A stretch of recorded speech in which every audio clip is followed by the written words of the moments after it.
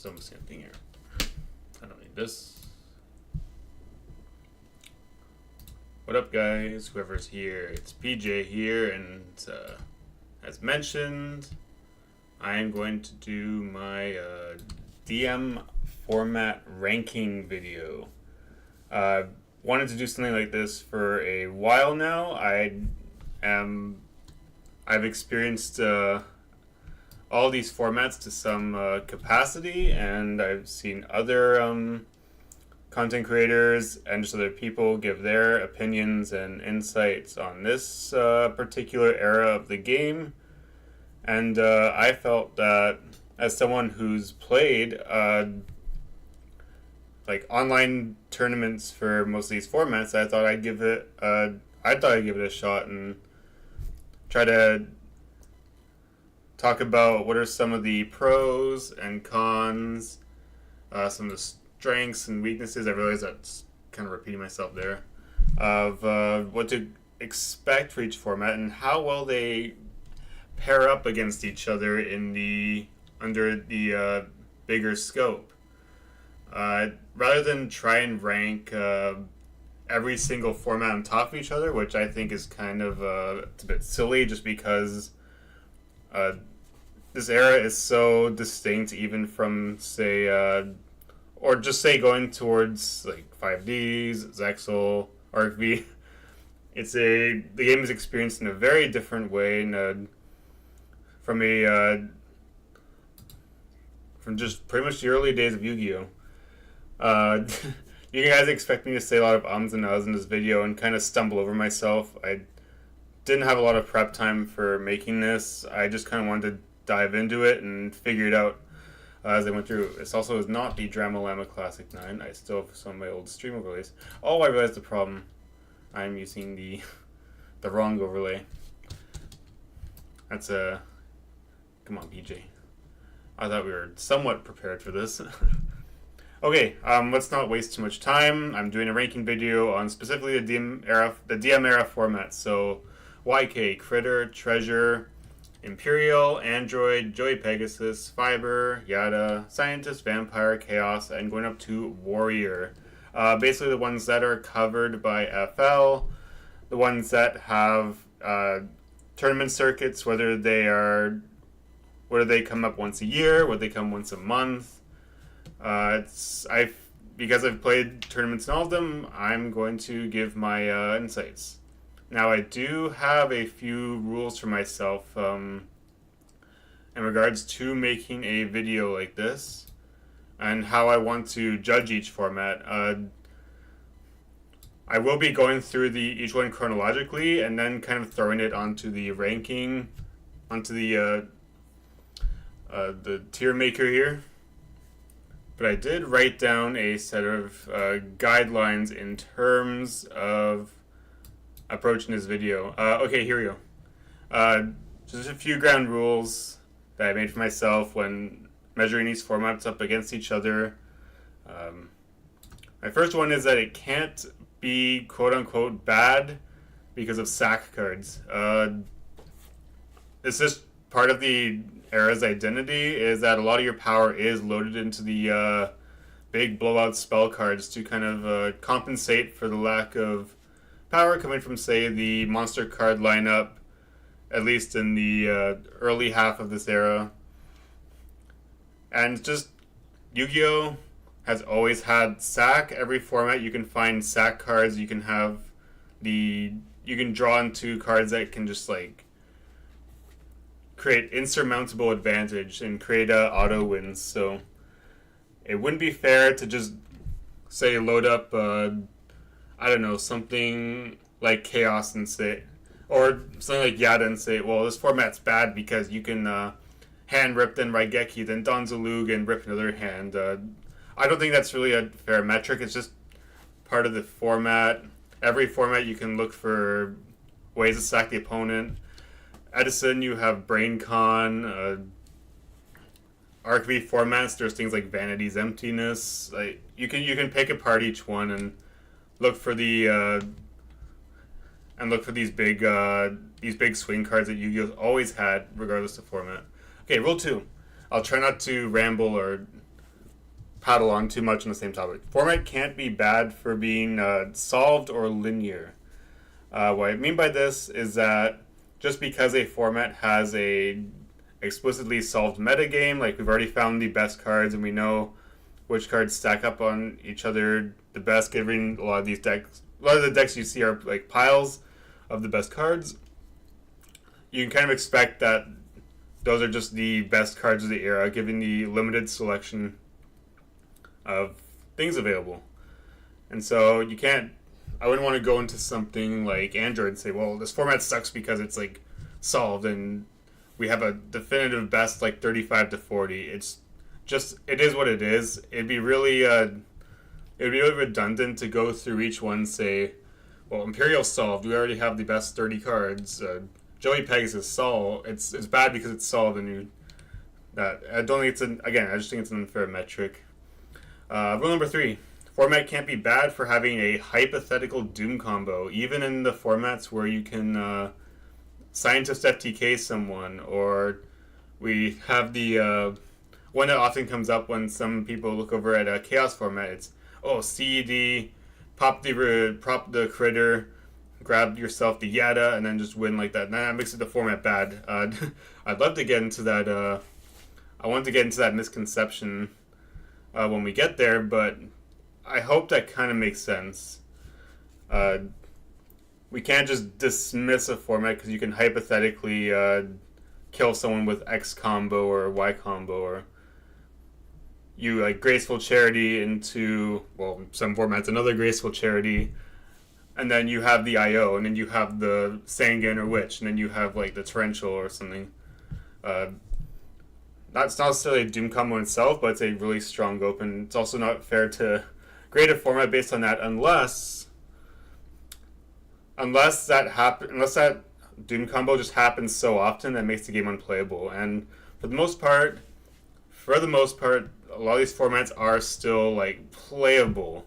Yes, you can get absolutely drilled on the first turn of the duel, and yes, your opponent can top deck into some wild stuff, but we're not playing in formats where your opponent can burn through your negates and set up unbreakable boards. Or I know Scientist FTK is kind of an exception for some formats, but we're not playing these fast-paced board builder formats where you can just sit on really dominant opening hands. We're not opening gateway into a big samurai loop. We're not I'm trying to give a few examples. We're not in Infernity setting up this crazy combo with a launcher and summoning a bunch of synchro monsters. It's not quite like that. Again, we're trying not to prattle on too much. Last one, certainly not least, it's format can't be bad for not being competitively viable. And this is going to be a bit controversial because Yu-Gi-Oh! We're here, I'm coming from the competitive side of the game. A lot of what I'm going to speak about is in terms of what to expect in a typical competitive instance or scenario, going against like the most optimal decks of each format. Yes, a lot of these formats are not really competitively viable, as in it's not going to break through and form a massive player circuit. We're not going to all of a sudden have like Yata become this huge competitive scene behind it. We're not going to get it to like spring forth into like the numbers like Tengu has or Redo has. It's just the nature of the formats, given how many, for lack of a better word, bullshit cards that are in there.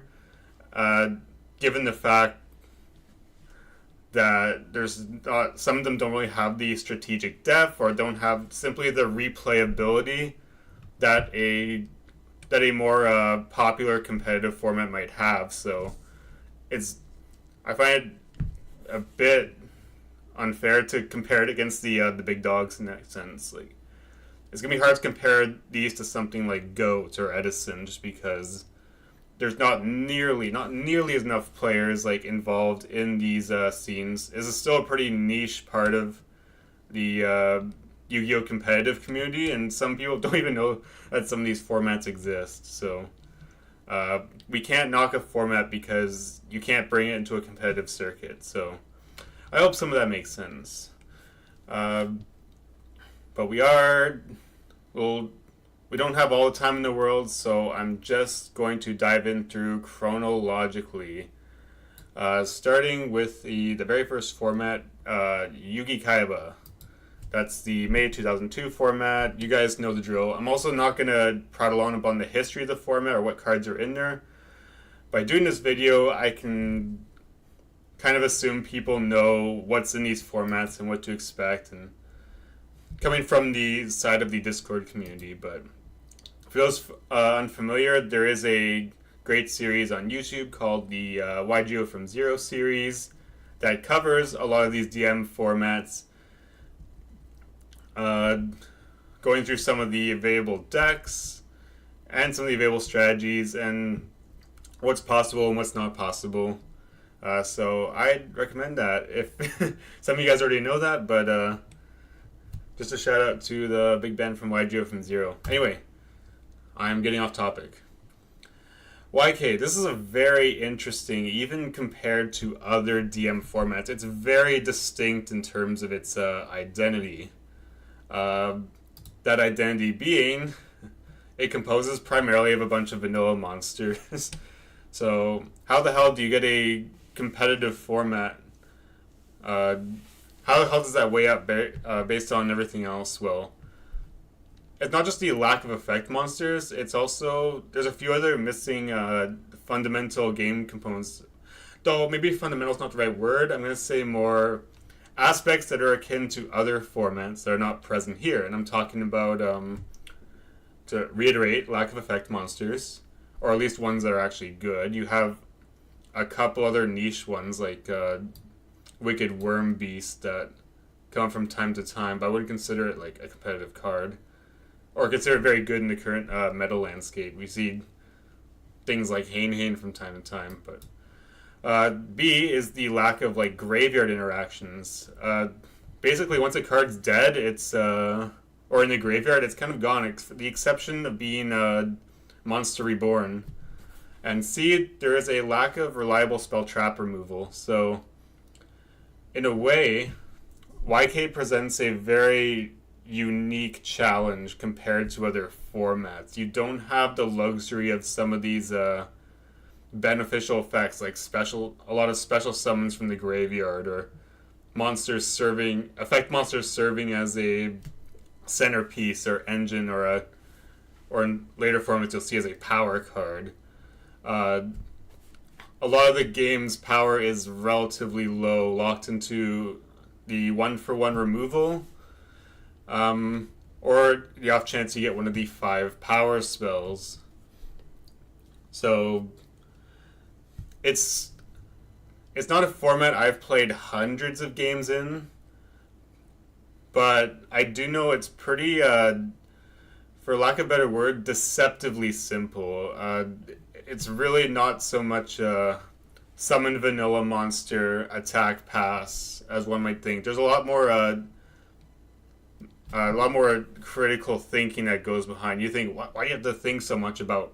You have to think about normal summoning or setting a monster? That's crazy. But if you see how some of the format plays out, you'll know that resources are pretty scarce and limited. Again, presenting itself as a unique challenge.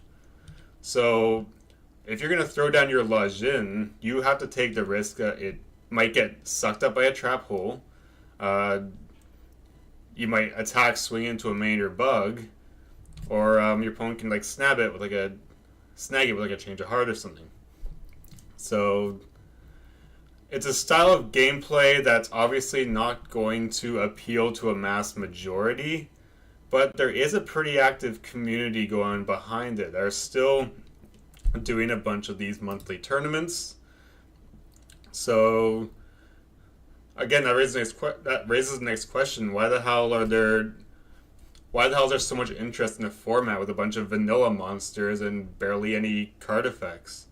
Again, it's deceptively simple. It's it's very unique in terms of an actual like experience. It feels very weird to say go something from where going somewhere like Goat format where you're used to all the monster effects you have in hand and the stronger power cards in general that kind of dictate the flow of the format. Here it's you'll just have to win through your own like intuition. You have to win through your own what's it called? Win through your own risk reward assessment. It challenges some of the fundamentals, and if you see a power card, great. But if not, you kind of have to brace yourself and work your way through each turn. Sometimes you don't even take an action per turn. You want to like conserve your resources. So I'd say the pro is that again, it's very unique in terms of identity, a very unique experience, and a handful of people do seem to enjoy that, or it drives them enough to keep coming back. You don't have a lot of these big explosive effects as in later formats that are going to net you a lot of free advantage or kind of bail you out of bad situation. So it presents its own challenge, which I think is great. That being said, there are still a number of design problems in terms of approaching the game. One in particular we have to talk about is the 2K defenders. And so, let me put it this way. So, because you have Lajin, which is your highest attack normal summon with no tributes, for 1800, but you have 5 monsters that normal set with no tribute that have over 1800 defense, and really your only way to clear over them is to have the reinforcements on hand. That led to the development of a very degenerate deck that exists in the format, or strategy you can slide into, that is stall mill. Again, without going too much into like what cards do, you can look here and see all you have to really do with this deck is set monsters. It's very uninteractive. You set monsters and you set monsters. You don't ever have to go and swing to attack to your opponent. You don't ever have to like do much other than make sure you're not getting your life points beat down, which is what your opponent wants to do very quickly, because this deck will drag out and win in the long game, and finally deck you out with card destruction. And that's why you're gonna see a lot of decks have all these tribute monsters, even though it's tribute summoning is a little bit of a very harsh investment, because you don't have something like a Sangan or a Witch to supplement for the tribute. Yes, this leads to a lot of degen gameplay. Not that the players are like degen or like whatnot. It's just, why not use a strategy that works? This was pioneered by a former player who would play in a lot of these YK tournaments. And it took several of them before people finally respected its power, so people had to adapt their builds. So this does push a lot of people away from the format, because not only are stall mill games frustrating, they're long, they're slow, they're grindy, and they can be, for lack of a better word, boring. And the mirror match is just absolutely horrific. Need I say more? It nullifies a lot of these soul control tools, like you have your trap holes are pretty much useless. Your swords reeling light are pretty worthless unless you want to fissure something. And Waboku, if you're running it, it's just dead against that matchup. So the slower stall grinding tactics are what kind of gatekeep the format from being like excellent or great. Like it was so close. It was so close to like doing something really well. It was just unfortunately due to the design problem with the lack of meaningful ways to clear out these big butts defense monsters. So, where would I grade this format? I hope that was a pretty good synopsis, by the way. There are some players I can probably give a better insight or more in-depth review, but I'm trying not to drone too much on it. So, where would this rank? I'd say it's a pretty decent time. Pretty decent. It doesn't. I don't think it soars to the lengths of like great Yu-Gi-Oh, but I think it's very. It takes a certain kind of player in the grand scope, but it's certainly not as terrible as some of the others that we'll come across. So I give this a nice little middle ground. It's not a format I'm particularly in love with, but I also think it's got some pretty good ground to stand on. I think more of my favoritism goes towards the next one here, Critter, which we'll jump into. Critter is, again, I'm trying to make this a history lesson because a lot of people know, there's plenty of videos out there that talk greatly about the history of the game and the development. But Critter takes some of the aspects of YK being the more control-centric, the control-centric features, and kind of takes it up to the next level. Now we have workable effect monsters. Now we have some reliable spell trap removal. Now we have graveyard interactions. I like that it doesn't entirely drift away from the pros that YK has. And it still maintains a level of balance, which is pretty hard to find in this era, as we will get into, because there's a lot of cards that feel really cheap and kind of unfun and are just kind of bullshit. That's something I didn't mention else about YK either. It feels pretty fair with all things considered. It feels pretty. It feels like a nice ground to sit on. There are times where you're going to get blown up by a power spell. There's sometimes where you can't break the stall middle lock. But for the most part, the games feel fair. And Critter definitely feels fair outside of several interactions. So what I really like about Critter is that despite, again, the limited card pool that we have, like just adding Metal Raiders, there's still some strategic depth going on here, even though many of these cards feel very similar. A lot of these deck lists feel very similar. They're accomplishing pretty different things. The mass control, for example. That's not a good example.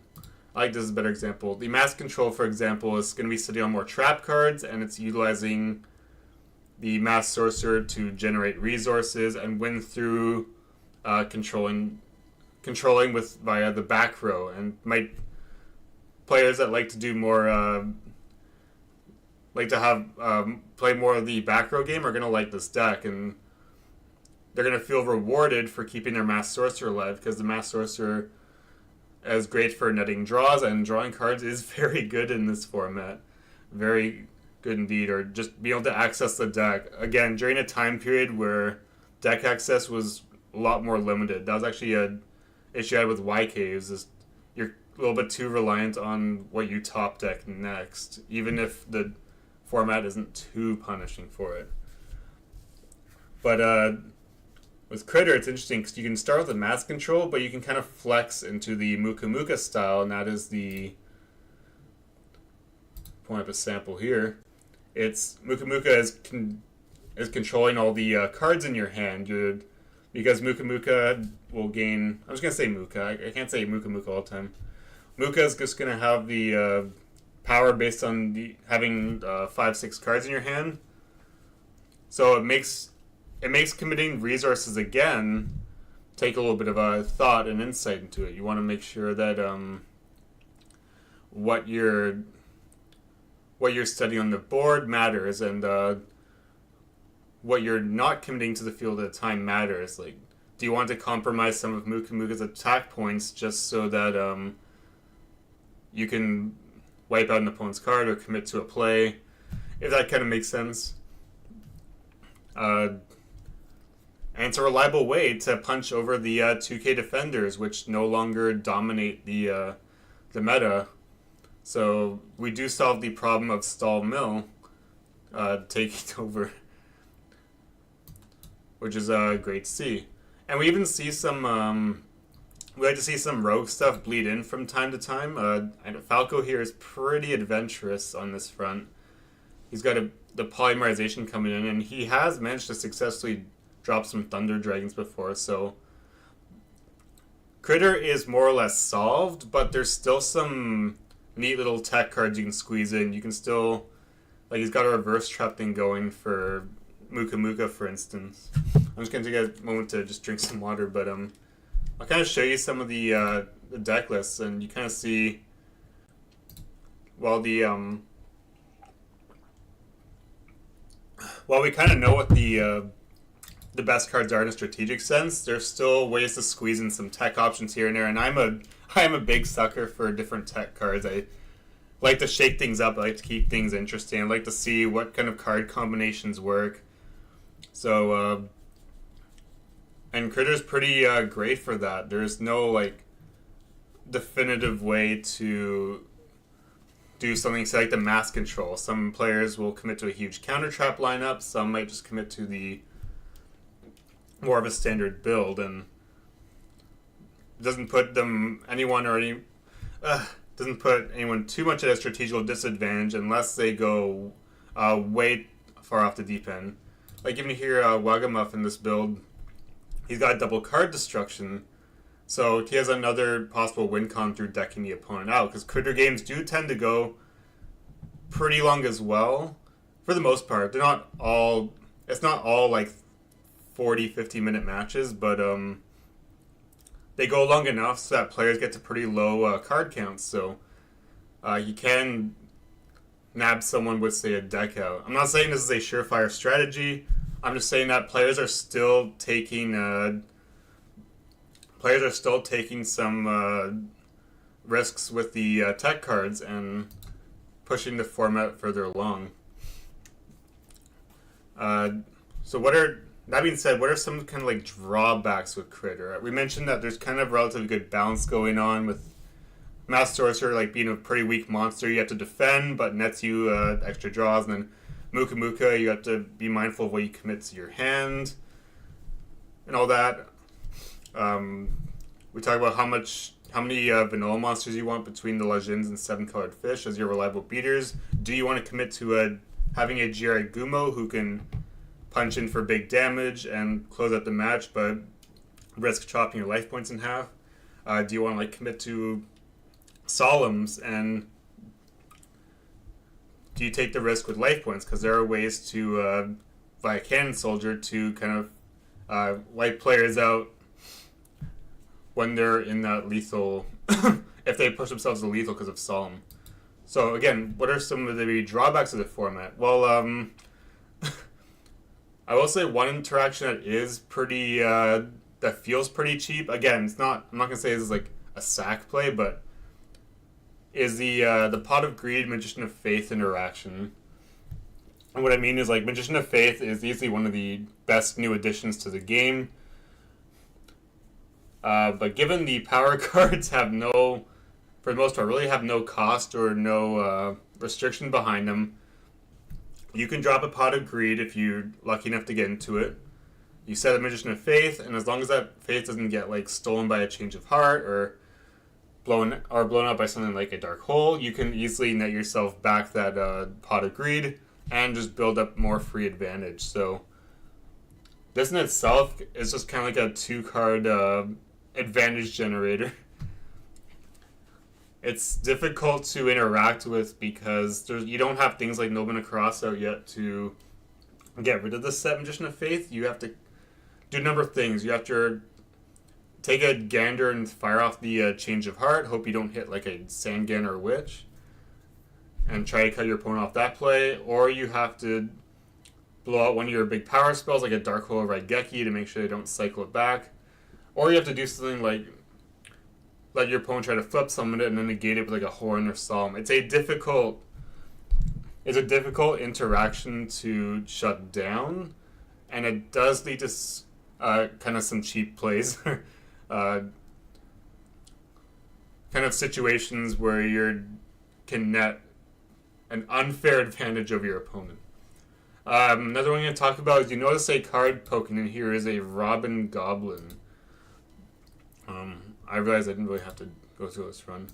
I mean, you know what this card does, but this card has had quite a big influence on a critter format, as it's not too difficult to chip your opponent for some damage and knock a card out of their hand.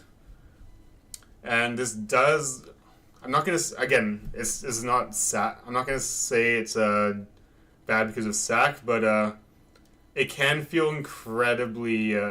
It's another interaction that's very hard to deal with if you don't have quite the setup to prepare for it. If you don't have something like 7 tools to negate the goblin, or you don't have a way to, like a Waboku, to like bar your life points. It's where I can make an argument that Waboku is still pretty handy here, even though it's a neg 1 more often than not. Because you can easily... Your opponent could have 2 monsters, they might hit you with a Raigeki or just clear your board somehow, and then if they get in 2 hits directly with like a Robin Goblin live, they can just win like that. It can feel very cheap and feel like like you just kind of lost the game here and there. So, and it's interesting that that leads me to another topic. It is, I do consider this format to be superior over YK. I think there's a little more strategic depth. I think the card pool is overall more healthy, and there's a risk-reward factor associated with some of the new cards that don't feel like there's completely obliterating the aspects of the previous format out. So why are more people playing YK as opposed to Critter? You'll notice here, well, maybe not notice directly, but there's quite a bit of time gap between all these events as opposed to YK, which has a monthly series on their Discord. If this format's superior, why are more people playing YK? And that's something I should have brought up when I was doing my tier list, is that I might put a format in these lower brackets here, but I don't necessarily mean it's like a worse experience. It's just different for various reasons. I still put Critter on the great scale because it has, if there are formats with the potential to be competitive and have competitive interest and be taken seriously, Critter is definitely one of those. It's not the whole reason I'm grading it. It's a format that still feels fair for the most part, while still having some power to it and still maintaining like the balance. And as I've probably said about 6 or 7 more times, 6, 7, it builds up from the previous format in a meaningful way, without taking away from the previous set. That's unfortunately what the next format I'm going to talk about is. We're going into treasure format now. Oh boy, I'm not going to say this is the worst thing in the world, but boy, in my opinion, the quality just drops big time. And that's mostly due to a lot of it is the MRL or SRL inclusions. To pinpoint the most obvious thing is let's just load up an event here. Most explicitly obvious is the freaking hand rips. So this format immediately drops the ball with the introduction of these hand rip cards into the meta. These are easily some of the most hated cards in the game's history. I don't like them either. I don't think anybody really likes them. Nobody is thinking, wow, it's totally fair that I ripped cards out of my opponent's hand on the first turn. That being said, the hand rips are, and I might talk about this with some formats where there are some degenerate interactions, and Delinquent Duos and the other hands are no exception. It's part of the problem, but it doesn't paint the entire picture. Because there are some things that MRL does that really screw things up in terms of making gameplay feel like healthy and stay balanced. Excuse me. You'll notice how things drastically change in terms of deck building.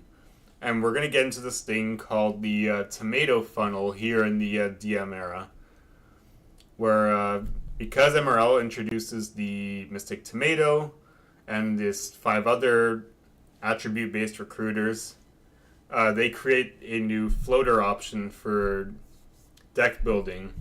And this is important because these formats get very aggro-centric as the game pushes forward with new additions and releases. It's no longer feasible to try and sit on the more control-centric cards. Oh, not to mention Tomato searches into Sangam Witch, which always feels great because you don't have to expend the normal summon for them, and then they maintain board presence on their own. Okay, so again, why does this format dip in such quality? We talked about how the tomato funnel, but like, why is it so bad for the game? Well, you notice you don't see any decks like Mass Control or Muka Muka carry over from the last format. It's because these strategies are now like terribly inconsistent. MRL now gives MST, which just pretty much knocks out a spell trap for free. They give Snatch Steal, which is another way to steal the opponent's monsters, and this is one of the most broken ass cards they've ever made, in my opinion. And of course we talked about the hand rips being no fun. But another thing is the introduction of Mechanical Chaser, which immediately power creeps the other vanilla beaters. So a lot of stuff becomes just obvious inclusions.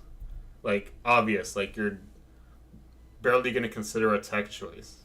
We're doing Tomato. Tomato's just the best recruiter because the other ones just don't have the same targets. Triple Fissure because we got to knock out the recruiters from calling more monsters to the field. Magician of Faith, Triple Magician of Faith, easy, done. There's more power spells in our lineup. Mechanical Chaser, obvious. It's the best vanilla beater. It doesn't have a drawback like Gumo. We're not going to bother taking Gumo in a format that has Snatch Steal. Mirror Force, pretty exquisite. Actually, that's a pretty bad example. You kind of get what I mean? Everything's funneled into like the obvious good choice, and that doesn't lead to a lot of interesting or meaningful choices, and you're often like punished for taking the worst one. There is Burn, which is fine. It's luckily not like abhorrently frustrating outside of maybe Chain Energy, which feels pretty sacky if you open multiple. But it's not an impossible card to deal with. But again, it's the gameplay still feels pretty slow enough at least, so you don't feel like you're losing within a few turns. But you're just very limited in what's possible and what you can do. You can do some rogue options like Relinquish. You can tease around with Clown Control a bit, but you feel like you're putting yourself at a disadvantage, and if you're trying to do these alternative strategies, you're just gonna it's gonna be hard because you're putting yourself at such a poor disadvantage. I will say not all the inclusions from Treasured, from MRL, are all just these dumb, like, obvious choices. In fact, there's a few cards that do promote some thinking, which is in Painful Choice, comes in here. Which is not, I don't know. I don't even have to load it up, but Painful Choice is not nearly as degenerate as it will be in later formats, or it's not going to net the same kind of advantage because you're not setting up a graveyard like you would be in, say, Chaos format onward, or even some of the formats with the broken rulings for Bazoo. The painful choice actually does feel like a painful choice. This is a more interesting card in these early days because you have to consider what you're kind of not seeing again. And even though it's like, well, why wouldn't you want a card that adds a card from your deck to hand? Well, you're possibly giving up some things you'll need later on. And you're possibly having to pull something that's not going to be apparently useful because your opponent's obviously not going to give you the card that can tip the scales.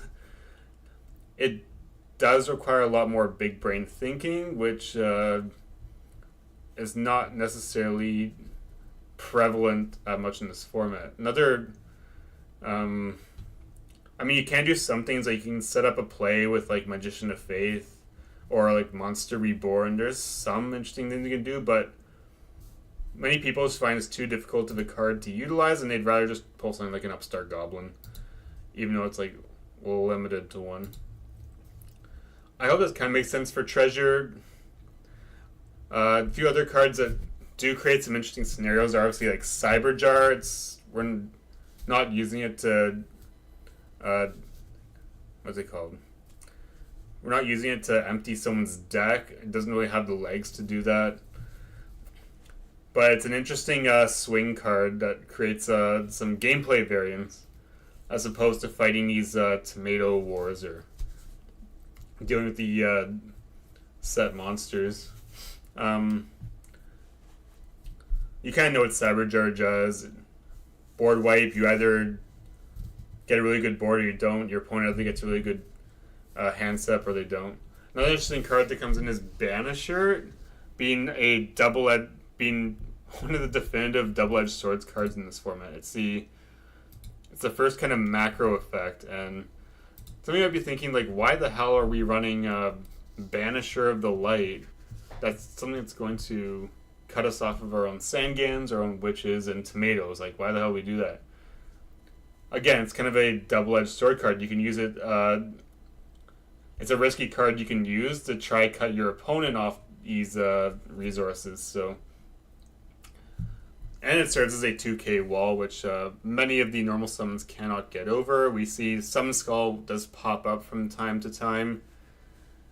It's not given that you can easily flow into a Sangan Witch, and you could even use Snatch Steel to kind of grab it from your opponent and access it.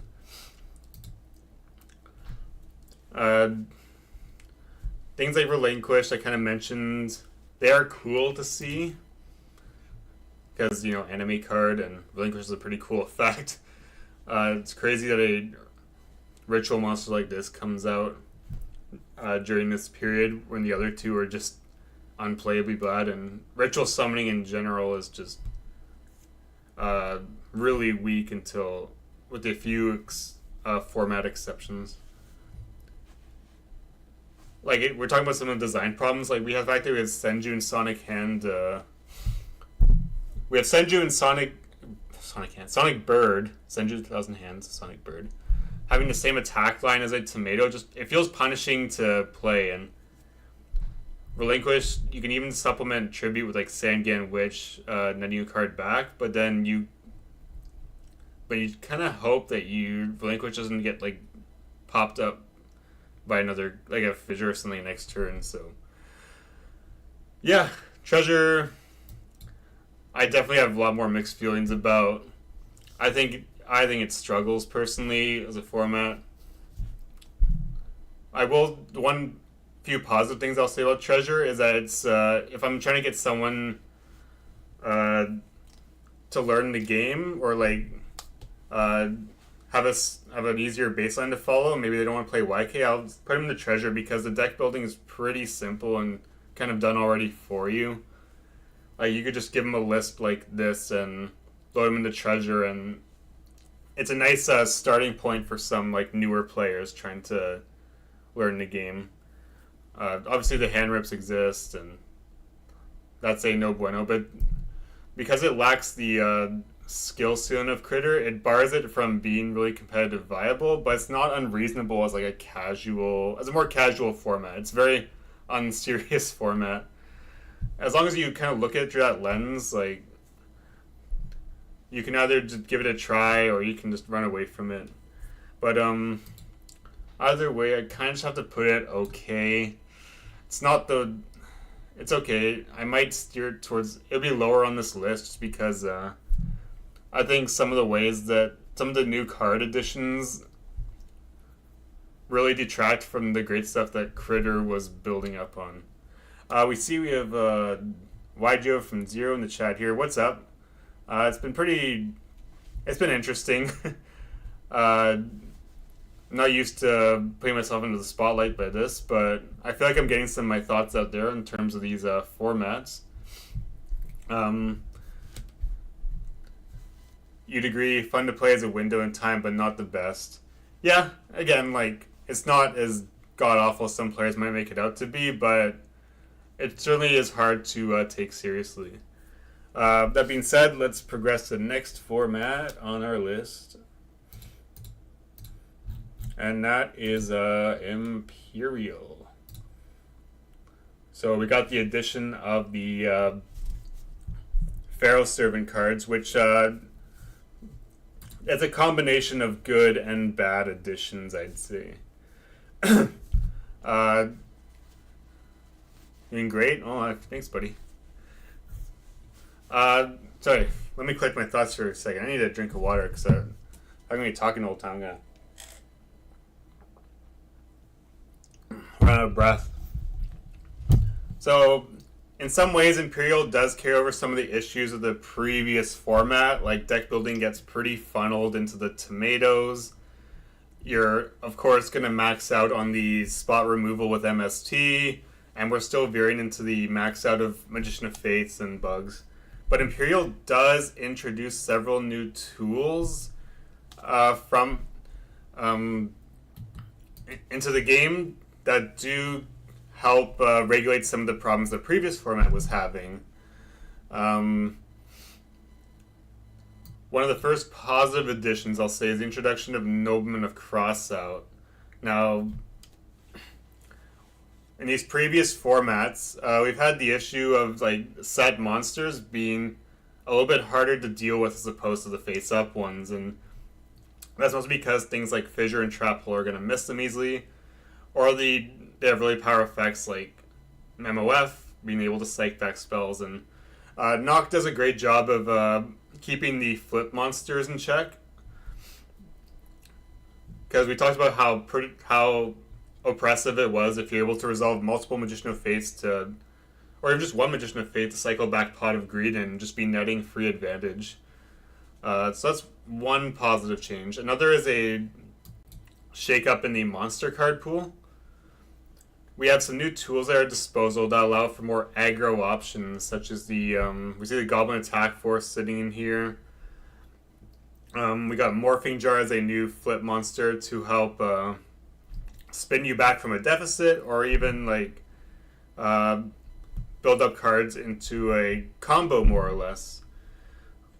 I do like the addition of Morphing Jar in this early run. I think that it creates variance. I think it adds some power to the monster card pool that was kind of missing, because a lot of it was simply either a beater monster or just the recruiter monster that calls a card out, and that can get pretty redundant, or it can get pretty stale. So, props to Morphing Jar for shaking up some of the card pool. But I think the most noteworthy addition is Jinzo being quite a rewarding boss monster, especially here, and being able to lock out these trap holes lets you set up aggro plays, dodging things like the Mirror Force, or being able to lock out your own Call the Haunted, a new addition. Actually, I'm gonna quickly spin over to some of the new monster recursion tools, being Premature Burial and Call the Haunted. These cards are pretty good for giving you more tools at your disposal. It makes the new cards like Jinzo feel more rewarding to have in your arsenal. It's not like you're summoning them and then they just dial to a fissure next turn. You can easily cycled them back, and it's something that's very missing from this time period is the lack of meaningful boss monsters. They're either just don't have the stats, or their effects suck, or they're just straight up, or a combination of all of them, plus being too difficult to summon out. So, that being said, Jinzo makes for an interesting double-edged sword because you can win because of a Jinzo, you can also lose because of a Jinzo. Because if you just drop down your Jinzo and kind of set it up, like, great, and then your opponent's like, well, look what I have here, a Snatch Steal, and then they just spin on you and lose, and you're kind of locked out of your own trap cards. Sorry if I don't jump to the comments too often. I'm kind of just getting my thoughts out on the table and then just peering over from time to time. Bloss says the jar isn't painful, the equivalent of turbo for this and Android format. Yeah, do allow you to give deck access, which is again pretty limited now that they did limit which I think is a positive choice, which is a positive change because Witch being a easy search out the Jinzo at 1500 defense. But we do have to talk about the big red elephant in the room. The cover of the card is one of the next of the most hated cards from this era is dropped in, and that's Imperial Order. This also makes Jinzo a very necessary tool to include in, and I'm probably gonna get shit for saying this, but and as much as I hate Imperial Order and how it introduces one of the most degenerate types of cards in the game, that being the continuous trap floodgate, it's in some cases this necessary evil, given the power of the spells in this era. We talked about how instead of the monsters carrying a lot of the engine, it's the spells that have these front-ended effects that just blow the game out. That being said, I'm trying not to defend Imperial Order, but it adds yet another frustrating tool for players to consider. So I do have to praise Imperial for solving some previous format design issues, again being the set monsters and lack of meaningful boss monsters. But I do have to kind of knack it on not having many alternatives to the tomato package and the hyper and the presence of Imperial Order, given that you basically can just lock out the spells, turn it off next turn, and load up your spells. It's not impossible, kind of like Stall Mill, it's not impossible to deal with. The game's not over as soon as it goes off or gets its hold, but the game becomes frustrating, and continuous traps are a pretty sacky win con. Does that make the format terrible? No, I think it's I do personally put this format above Treasure for having more aggro tools at disposal, and for creating some new double-edged sword and risk-reward incentives. That being said, it's still hard to consider as a competitive format for a lot of the kind of reasons. So I will put Imperial Order. By the way, it's going left to right in terms of high-low. So I'm gonna put it slightly under YK because I think YK has a little more fairness going on. But this doesn't mean I don't think it's a worse format than YK. I just think it's pretty decent for what it is. They're kind of in the same bar, the same column. So that's my decision. I'm sticking to it. Imperial is a pretty decent time. Android is next on our list. Yeah, I think most people would agree with the Imperial Order. Yeah. Android, okay, this one's pretty interesting as well. As many people know, we get the broken version of Kaiku Bazoo Lair. I don't need to go on too much about that.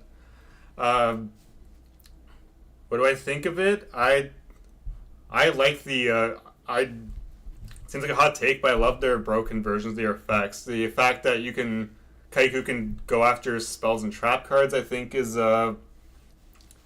interesting, and the fact that Bazoo can load up on spells traps as well. This creates interactions with the graveyard, which is something new to the game, or it creates the graveyard as more of a resource that gives you more incentive to actually run Painful Choice as opposed to like question whether you want it or not, like the previous two formats. And it gives you fuel for that, or fuel for your Skull Lair, which is another way to get rid of monsters that actually has a cost incentive tied to it. I think those three cards are still pretty fair.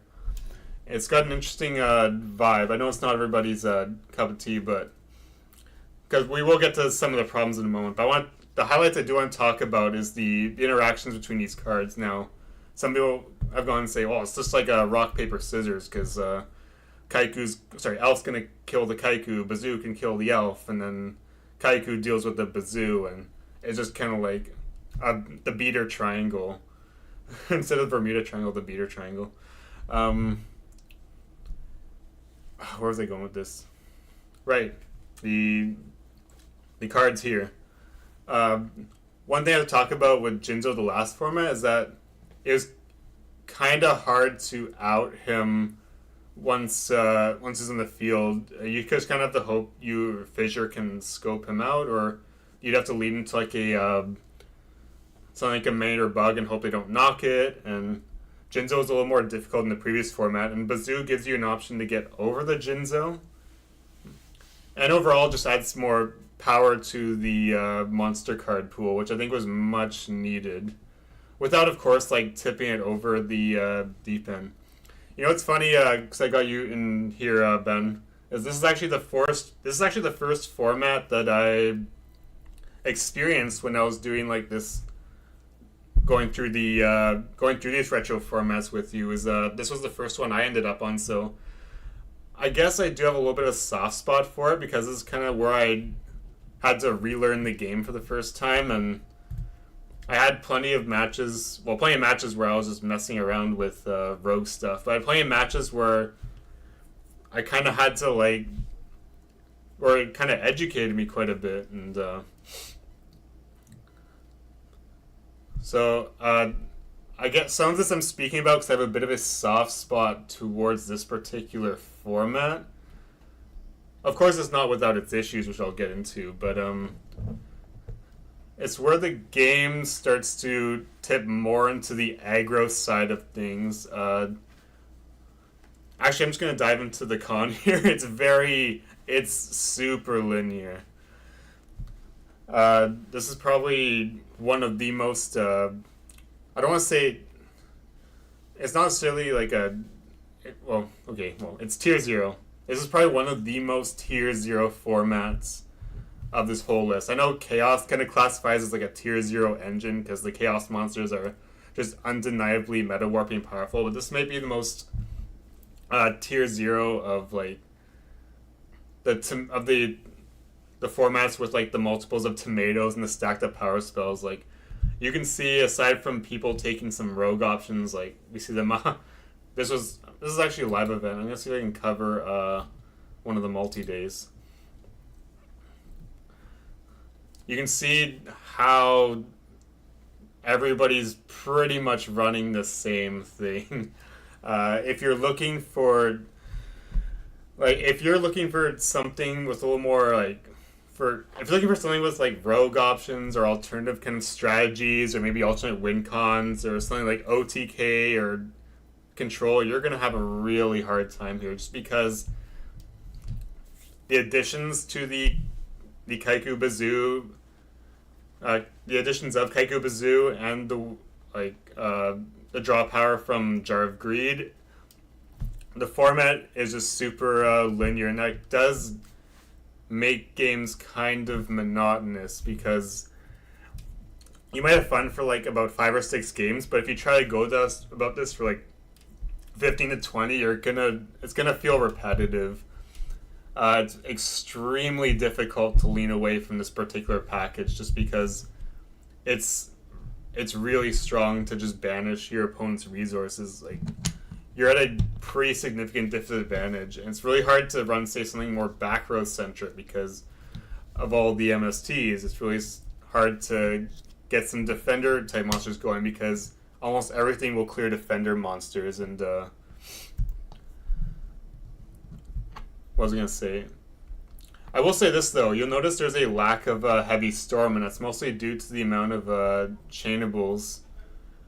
So that's somewhat interesting, but we see torrential come into this format, and that's yet another way to like blow out monsters. So it's really hard to set up a line of like, say if you want to run clown control, that's good luck doing that with like Dark Hole, Raigeki, torrentials, and even Skull Lair. Good luck trying to run Relinquished. All Skull Lair has to do is banish a monster. It punishes you for kind of steering away from doing some other strategies. Like, you do get some new cards like Magic Cylinder that adds to the burn package, but that's limited. And then you have the equip spells that United We Stand Mage Power that really juice up a monster's attack points, but you have to contend with MSTs, contend with IO, and you see how the bundle of good stuff really warps the entire game, and because of that, the format does lose some depth. You're really stuck playing the Kaiku Bazumirs. I know, can't control your beloved. That being said, they're not completely uninteresting games. I've had some pretty interesting games playing the mirror matches here. But that being said, I have to stress it is very mirror match heavy. So I will put personal preference. I'm putting Android slightly above YK, just because you overall have some faster paced games. You still feel like there's still some fairness going around, and there's interesting. It's interesting to have the graveyard as a resource. That's just for me personally.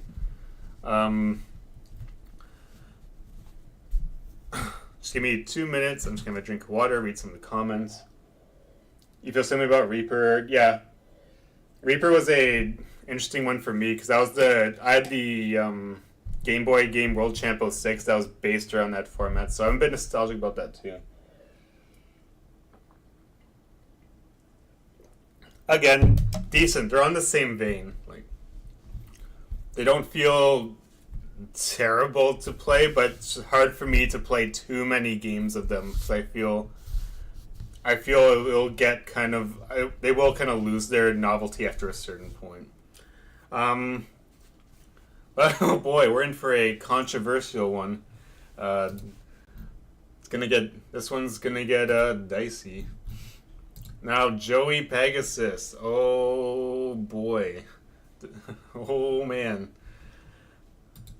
I'm actually eager to talk about this one. It's really bad. Okay, well, hold on a sec.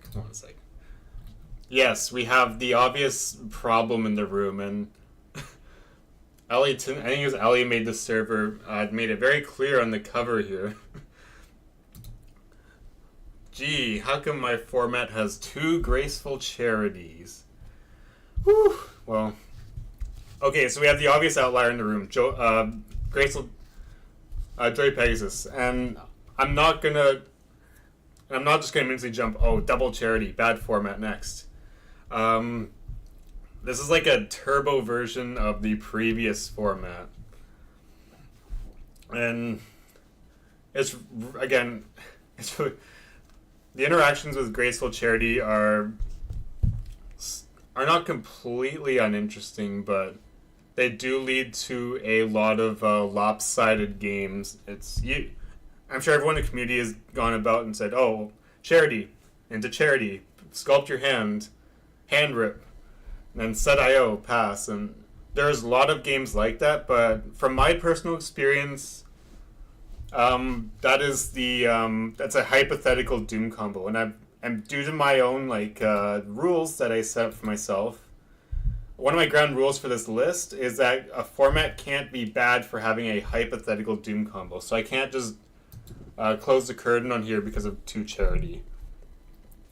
It feels really gross to get into them, especially if it's one player getting into the full loop, but it's not an automatic GG. It just leads to frustration, and I think frustration is a key word because once you see one player get into this string of cards, it feels very hard to lose in that scenario. Or if you're on the receiving end, it feels like the difficulty spikes for you like 5-fold.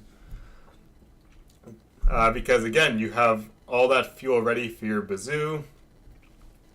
You can automatically dispose of the cards you don't want and assemble your kill hand or whatever. But I have experienced the Joey Pegasus games that have gone on to very low card counts because the monster card pool is still relatively tame. Again, we're kind of like I talked about. I'm comparing this to like 5Ds or ArcV or whatever. It's not double charity into say a Baron de Fleur or double or just some sort of Omni negate. We're not building. Your opponent's not building like an unbreakable like modern board. It's not a gateway to 6 into multiple Shiens, so it does lead to some pretty what I will say is it does shake up some of the deck building. The presence of double charity. We see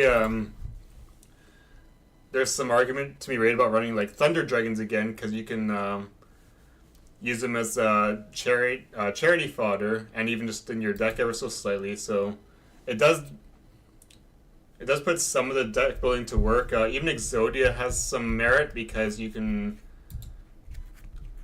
quickly load up some of the vanilla pieces, call them back with a backup soldier, and then unlike Android, Joey Pegasus gives some breathing room for some of the rogue strategies. I'm not saying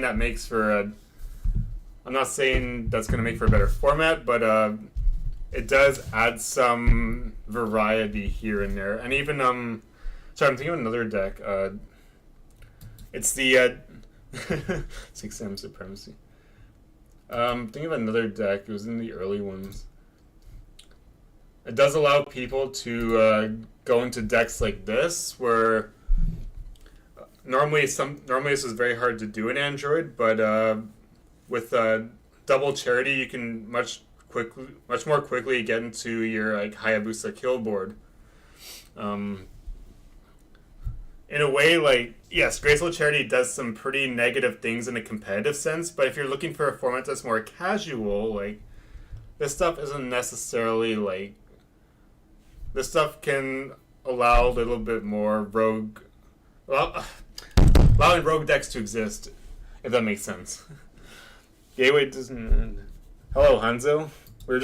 I talk about 6 Sams and Hanzo arrives. That being said, this is probably one of those difficult formats to take seriously because, I mean, I don't take it seriously, but I can't say that it makes for an abhorrently negative experience if you're going for a more casual approach.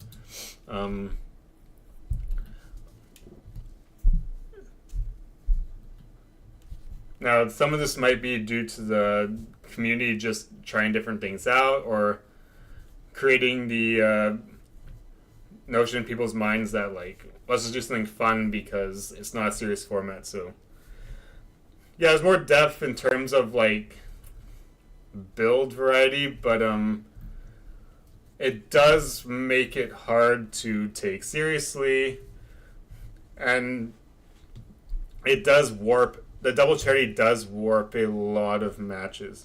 Depth is an interesting topic because are we talking about build depth or strategic depth? Because those have two different meanings. If I'm talking about what chat's referring to, strategic depth means like how how deep do the interactions, the multitude of interactions, go between like some of the best cards, and then depth can also mean like how far can we build a certain deck, or like, how much can the cards, if that makes sense. um, it's also a difficult format to grade because there's barely any events for it. Understandably, it's not approached that often due to the carrying over some of the problems of the previous format, and just I hate to beat the same hammer, the same nail, the same hammer, but it's like double charity just warps the game to an incredible amount. I'm gonna put it in the okay section, a little bit below treasure. I think treasure you can get a few more. I think both they don't reach the heights of some of these other formats, but they're not entirely unplayable. You can definitely just get a group of people together for an online tournament and play it out, and there's no harm in that. It's a pretty harmless, but it's just gonna be hard to take as seriously as the other ones mentioned here, or get the same kind of following, or have the same type of quality of gameplay. I think that's what I'm looking for, is like the quality of gameplay, the quality. And speaking of double charity, we have another format that some of you in Discord would definitely know. We're going to talk about the fiber format, which is, since YK, this is probably the most supported format of the DM library. Mostly in particular to a very specific user by the name of the Truck That Dumps. But this format, right off the bat, has quite a unique charm to it. Yes, it's another double charity format. We talked about how double charity is very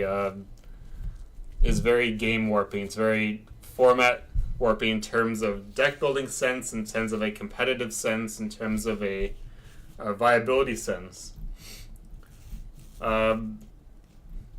This might be sorry, what am I saying? This is an interesting upgrade to Joey Pegasus. Shout out to the GOAT. Because now we got the Legacy of Darkness cards in. They have some... And there's some pretty great monster additions compared to following up from Joey Pegasus. But that's pretty unfair metric, because Joey Pegasus only really introduced like Sinister Serpent to the game, which is important. But if we're comparing it to Labyrinth of Nightmare, I think Legacy of Darkness did a lot better with the monster card pool overall. Given that Kaiku and Bazoo were kind of accidents with their misprints. The Spirit Monsters, I think, are a great addition in terms of design. They have a number of restrictions, but yield pretty powerful effects. And cards like Asura Priest and Yata-Garasu, and I guess Tsukuyomi later on. I know that's not until Dark Crisis. They create a great amount of utility while still being balanced in their own right. That might be a little bit touchy when I talk about Yata-Garasu in particular, because that's such a powerful effect, but I think that's an effect that's just enabled by the cards that support it. Another one is Lily makes for another interesting card in the boss pool. Another kind of like Jinzo, another high risk reward beatdown card. Even operating as a burn card in later formats.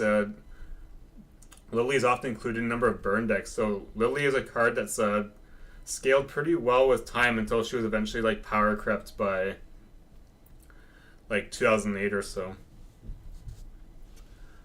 So this card does continue the format continues the charity trend, but some of the monster cards add to some of the monster cards are nice additions to the game without driving the monster card pool into overdrive.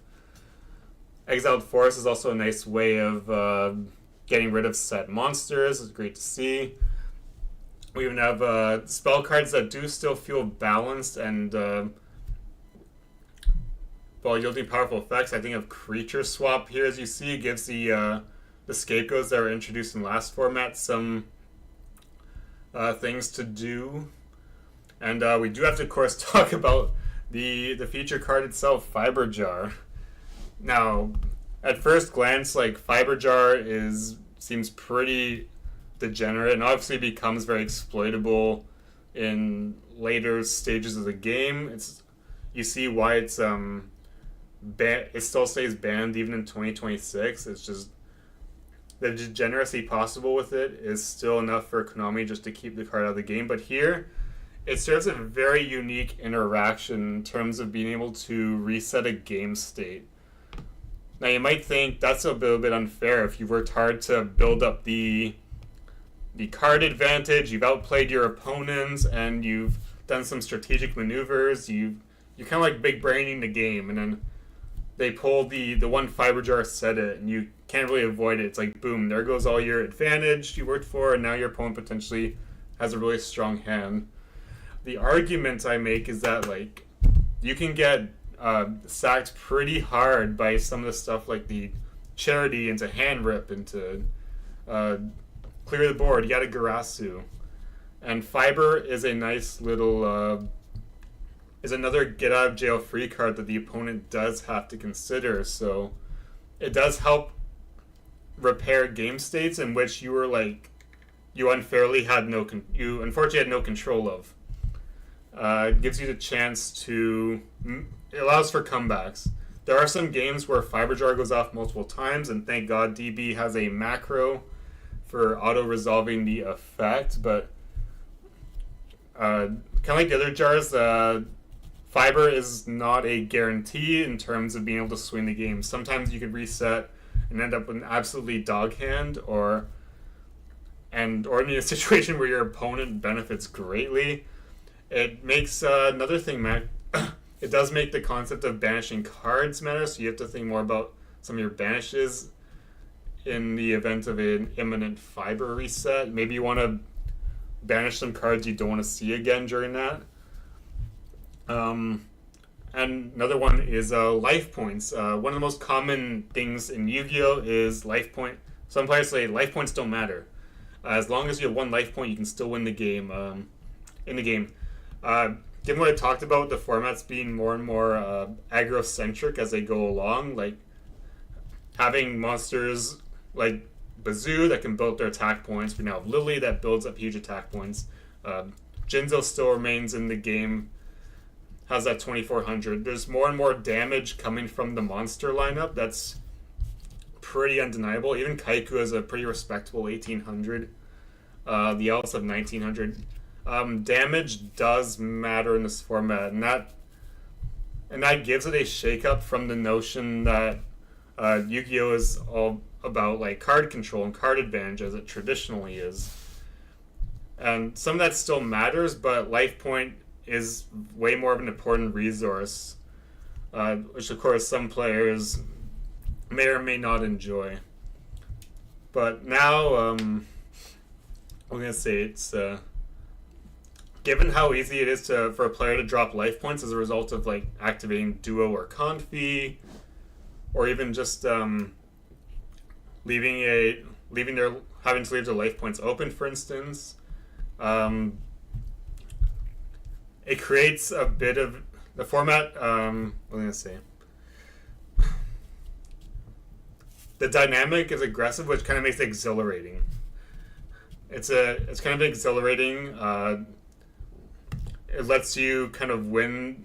Some players don't like the idea of just winning through like punching the opponent with damage because it feels very unga bunga. It feels like it feels very vanilla. It feels very mundane, but it does give the format some identity, and it allows the plays do become the aggro plays do feel rewarding because you feel like you're cutting the opponent off resources. And I will compare this to the upcoming format Yata because the opinions do have become decisive between Yata and Fiber, which I will get into. We're talking about some of the pros. So again, pros are like the addition of things like the spirit monsters and the other power staple cards that come in and make the game exciting. But we have, I want to quickly mention shout out to another boss monster, which is the Dark Ruler Hadis. It's not a card that's going to be splashed into every deck, but some decks like the Recruiter Swap make it work. And because of the variants we talked about with the Charity, the shake up in deck building, that also adds to the highlight of Fiber is players are now expanding beyond the typical like triple Jar of Greed. Maybe they're not running maximum amount of tomatoes. Maybe they're thinking of more damage lineups. They may not be. They may still want to just consider like one Magician of Faith or 3. They want to change up their trap and spell card ratios. The amount of variance lets the format be a little bit fresh, if that makes sense. I think that's kind of what I'm getting to. There's a freshness to it because there's still a variance in terms of the card choices that people make. Some people are excluding. Kaiku is not as obvious as an inclusion. Elf may be a run 1, run 3, and maybe they want to run Giant Rat now because Rat floats into Exile, floats into Lily. I'm not going to say it's the most optimal thing in the world because Tomato might still be better for grabbing the Sangan Witch still after all this time. But the amount of variance has allowed Fiber to sustain a monthly series and grab new players in and generate interest. A lot of it is Dump Truck being a great promoter. That being said, I still don't consider it too serious of a format. Like what we kind of talked about here is it's not going to maintain too much. It's not going to generate like this huge competitive circuit, I don't think. But if we're looking for something casual, this might be like one of the great funner / casual formats from the DM era. You're obviously going to have frustrating games where you get like blown out by spell cards, or your opponent's going to make a kill line with like Jinzo and Injection Fairly. I don't know, I'm just talking about like hypothetics. But there are still things you can do in Fiber as opposed to the previous format, so I think that adds to the more I think it adds to having something that's fresh and exciting and fun, even if it's not necessarily like competitive and serious. And we're talking about like big prize, and we're talking about the big scope. It's I'll put Fiber up to good because I think for a time period that's seen as pretty like stupid and degenerate and lame and boring, we're just running around with mechanical chasers and tomatoes and throwing Raigekis at our opponent. Fiber has been surprisingly successful as like a casual format, something you can hash it out and have fun, and we're not thinking too much about like a big serious scene here. That's unlike what people might compare with Yata format. Just give me 2 seconds. I'm going to adjust my seating. I'm sitting on an exercise ball because my chair is too squeaky. And it's also really good for my back since I'm sitting here for a really long time. Yata format. This one, it's there's a lot of great things to be said about Yata format. It takes some of the ideas that Fiber was building on with expanding upon different strategies, and I think actually being able to carry it over. If we look at the deck pool now, as opposed to seeing things like, you have to. Sorry, just 2 seconds. I'm just gonna see a chat here. Had to run here. Thanks for stopping by, B-Sox. I will see you in the Discord. I will continue on, but yeah, just a few more formats for me to cover. LP is basically, yeah, LP plays into a bigger factor why people will hesitate on or refuse, or they might second guess bringing things like Solemn. So life points do factor into a lot of the previous formats too. The power cards, yeah, don't feel as oppressive. Mirage can be frustrating, and we're going to get right into that. Talking about the first significant not significant, but an interesting shake-up of the ban list. They finally limited Charity, which is always nice to see. But we do have to contend with Mirage of Nightmare, and this is a big contention point in terms of like people's opinions. Is it better to have double Charity, or is it better to have Charity and Mirage? Mirage being able to net a higher card advantage overall, being a potential +4, but having some of its own drawbacks. Having to commit one of your own cards to destroy it, or B, having your opponent destroy it before you can actually, or negate it before you can actually resolve it. There's an interesting interaction between Mirage and Imperial Order that that make it, in my opinion, a more interesting card. Like, yes, you can. It feels pretty powerful to get into 4 cards. If you have an MST, even better. In a way, it makes it a little more balanced than Charity, because Charity just provides immediate advantage. You immediately draw 3, and you can just throw away the cards you don't need. And I think that makes a slightly more stable and healthy metagame.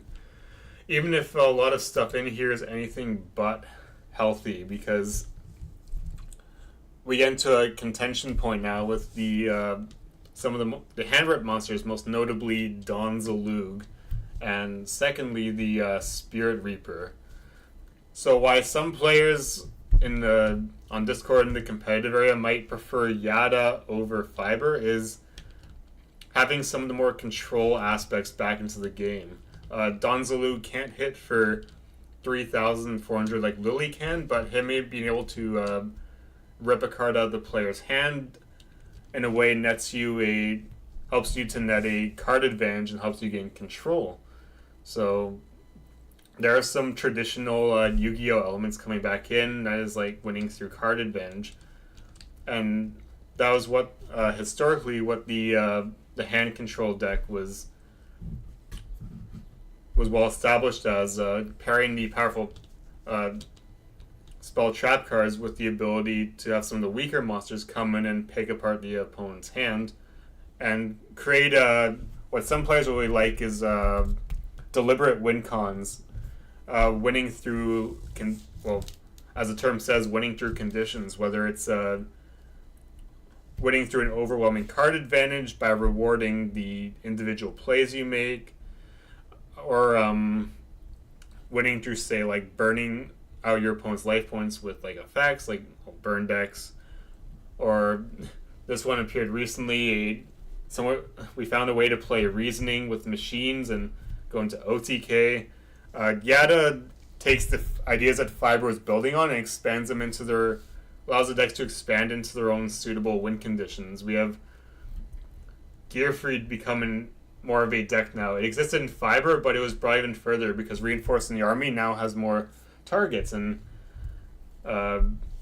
such as I've mentioned, Don Zalug, and it can utilize King Tiger as a way to floodgate some of the recruiters, which have been very dominant up to this point.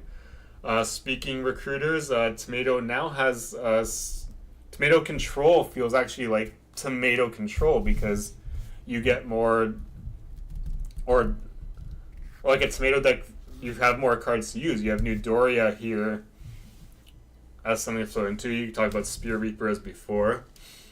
We have some more defensive tools, such as GK Spy, which I know this card becomes really annoying in some of these slower formats because 2k wall into 2k wall.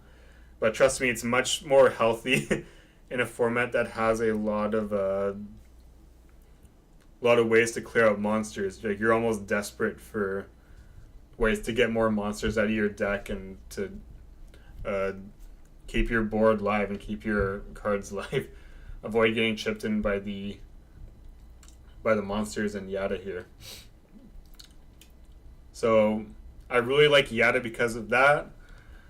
That being said, Yata can be pretty cruel and frustrating. I think some of the reason why some people will lean more into Fiber as opposed to Yata is, well, one being the more active support by Dump Truck to keep Fiber going, but some players find some of these mechanics, like the hand ripping or the big burn cards, because we have like Ring of Destruction now, which is interesting but can be seen as pretty degenerate. I just can find this pretty unforgiving. It leads to some mistakes can lead into like catastrophic game states, especially if you're against like a skilled player. They can just punish you super hard for mistakes you may not realize you're making. But I think if you get past the fact that there's some frustrating aspects of the format, such as getting buried so deep in lost discards or having to deal with stuff like chain energy, like chain energy like here, like the burn is expanded upon, or if you can get over the fact that like you might get floodgate outside by Tiger, you'll kind of appreciate some of the more strategic depth that Yata crawls into. And while I do wish this format was more regularly supported, I think it prevents things from getting a little too stale. We even saw like GKs. We even saw GKs take an event or two. Like, so not only do you have some respectable strategic merit, we get some deck building diversity, and I think that's the grounds for a great DM format. I don't know how. I am going to put up to great. I don't know if that automatically translates into competitively viable. Granted, like, I don't think even Critter could get that far without like a sudden burst of interest or another content creator like taking it into the mainstream, but Yata is taking the game in the right direction, even if it's sometimes frustrating, if some of the wins or losses feel cheap. That's what I gotta say about Yata so far. Same cannot be said for the next format. Scientist format. Dun dun dun. Critter needs the YK interest. Yeah, I kind of talked about why one format gets so much more interest than the other, and I think it's circling back to YK just briefly. I think that just gets more attention because it's so distinct, and I don't know. it's this distinction, I think, from being a format that's like unlike the other ones with all the typical effect monsters and typical power spells, and it's not really bleeding into anything else as much as the other formats. But going to Scientist, oh boy. I think we all know what the biggest problem in this format is. And I know I wouldn't grade a format on a hypothetical Doom combo, but when that combo can win on the first turn, that feels pretty stupid. Obviously, it doesn't always doing on the first turn doesn't always happen, and it's honestly really hard to do because there's not really a surefire way to get that 2-card combo on the board, being Scientist and Turtle. But the deck is still very much capable of delivering a huge push and damage otherwise. Like, there's still ways to assemble the combo, and the deck is more like OTK. the FDK name is a little bit fake because some of these lists don't translate into being able to do this in the very first turn. It's a degenerate in the sense that, yeah, I can just win a game out of thin air. Oops. And again, I wouldn't grade the format entirely based on the FDK because there's a few formats. The next few formats coming up still have that FDK, but I don't think it's nearly as meta warping. If we just go into one of the events, Scientist is an interesting card, and I'm gonna get some shit for saying this, but in general, I like Magical Scientist because I think it's a fun card because there's so few cards that can meaningfully interact with the extra deck, or fusion deck, sorry, if we're talking about historical formats. The fusion deck is just something that's very seldom accessed. Mostly because fusion summoning as mechanic is pretty gimmicky and unreliable. You're going neg to bring a boss monster that's just gonna like die on either that same turn or the next. We obviously had things like Metamorphosis that joined the format, joined the game like last format.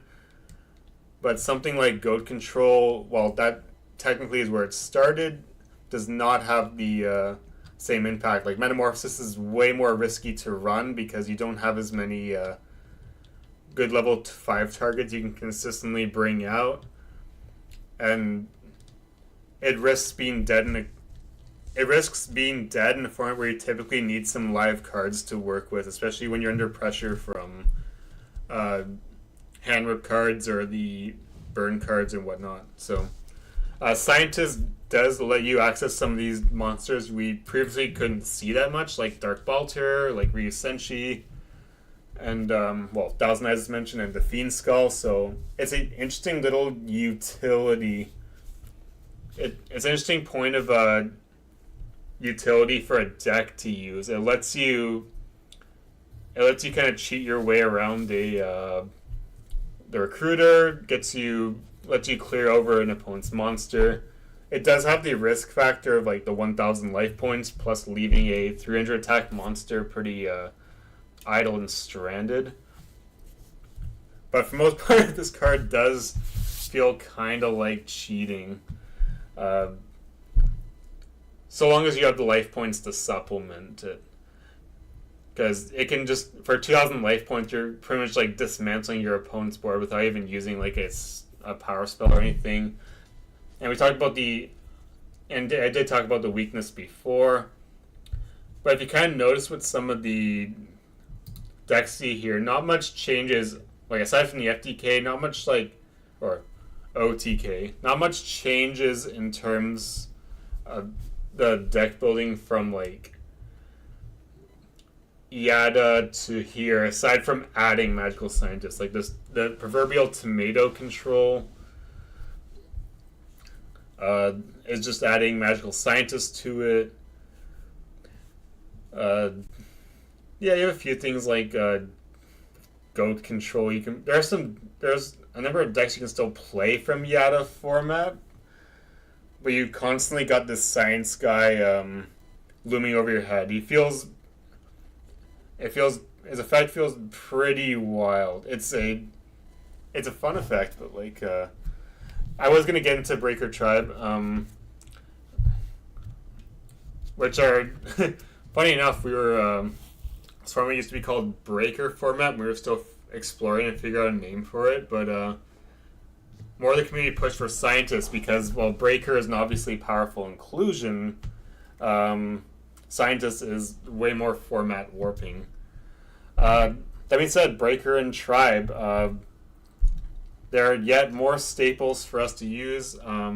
Breaker is obviously a card that lingers around for many years, even after DM format. It continues to be a powerful staple card.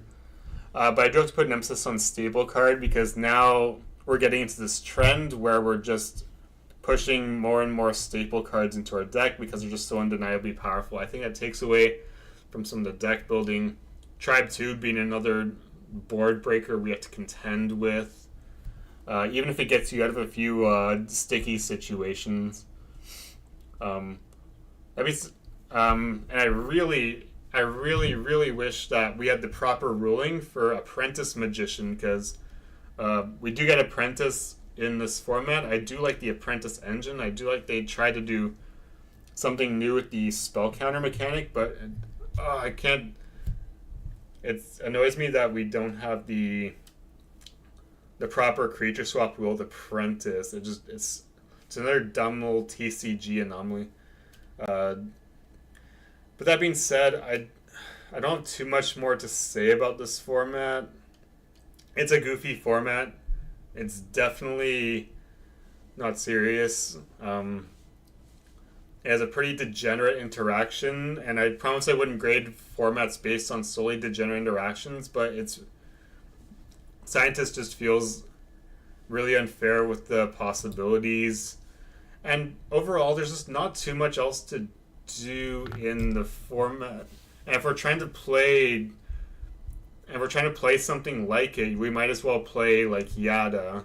There's really not much incentive otherwise to play Scientist format when we can go out to Yata and have to deal with less degenerate stuff, or not have to deal with things like Breaker and Tribes. So this will be the first format I put as bad, and it's not that like it's unplayable, it's not that it's not fun, it's not that it's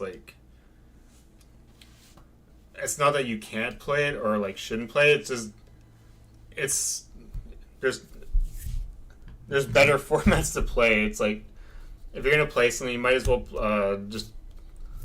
there's a better time to be had with some of the other formats, and the changes it brings are not necessarily positive ones. So it is a downgrade from the quality of overall gameplay compared to what we were talking about before. A lot of cheapness, and that being said, I don't hate it. I just recognize that it won't be that great, and this is coming from the guy who was silly enough to host the occasional tournament for it out of curiosity.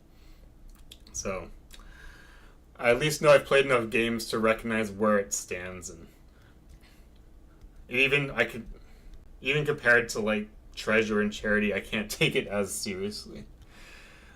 Vampire. Let's go into that one. We're getting there. We are getting there. Vampire, it's another one where I'm just kind of like, it's like, okay, well, we limited Scientists, which is cool. But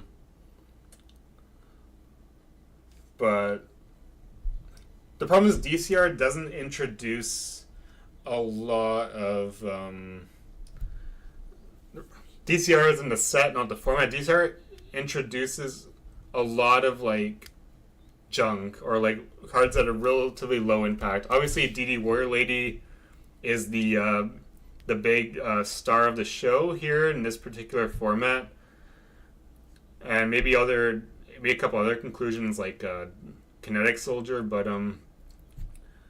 Vampire doesn't really do much to improve the gameplay from the previous format, and I think it streamlines things a little bit more.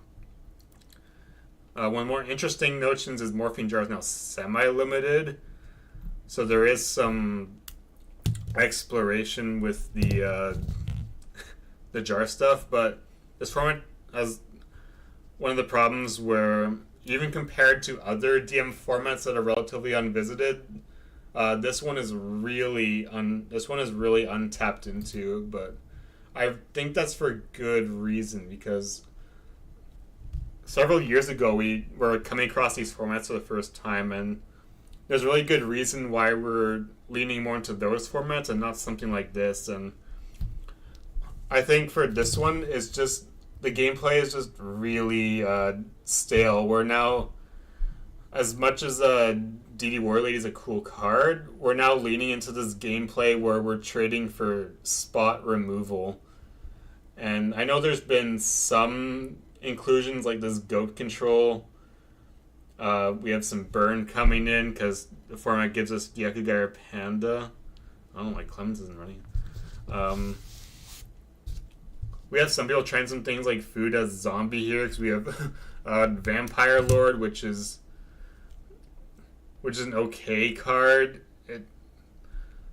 It does have. It looks cool. It's supposed to have a cool effect to bring itself back, but it's hard when everybody's running around with DD Warrior Ladies. But this format is just there's not much. There's nothing really too special about it. There's nothing really too distinct in terms of identity. We're adding DD Warrior Lady Warrior. The Warrior package is the go-to. We're stacking up on all the best staples. We're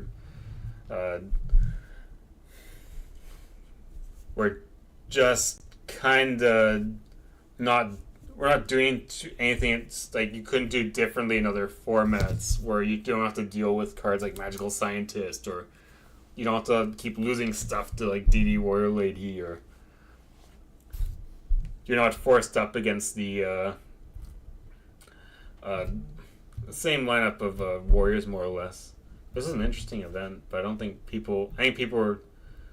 Maybe this format will have some development, but it's really hard to say because there's next to no interest, and I can kind of see why. It's just kind of lame.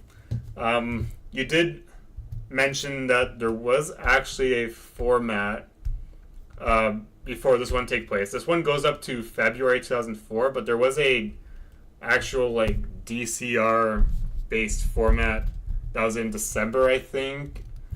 That didn't have the up-to-date ban list, so you could do things like have what's it called? You could actually have triple Vampire Lord. I'll go back to the ban list. Or you have the Infernal Queen Archfiend ruling where she could just maintain the attack where the attack boost was like permanent. I think that format, it would have been degenerate, but it would have been a lot more interesting than what we got here. Yeah, December, January. So it doesn't seem like I'm saying too much about the format, but there isn't just, for me personally, there's not too much to talk about. It's a lot of the same stuff you can do in other formats. It doesn't really stand out too much on its own besides adding DD Warrior Lady. A lot of these decks like Goat Controller Burn, you can do better in some of the later formats like Warrior, which we'll get into. So I kind of have to put it down here. Even if some of the cards in terms of design I like better than, say, like Treasure or Joey Pegasus. I've had more meaningful games here in Treasure and JP than I have in Vampire or even Scientist, so yeah. Putting it down there for now. Maybe things will get better and my opinion will change, but as of June 6th to 2026, it is better than Scientist, but again, it's not doing leaps and bounds. I agree. Yeah, I agree. Everything's better than Scientist. And that format we were talking about, I would have probably preferred that over what we got here. ILC is the worst format. Well, luckily we're going to skip right along the head to Chaos. I know there is that format where you have triple BLS and triple CED, but I haven't really played much of that, so we're just going to go ahead to Chaos, which is one of the big subjects here. Pretty big in terms of identity, because this is the big like shake-up historically, and I'm just gonna drink of water before I really start talking about this.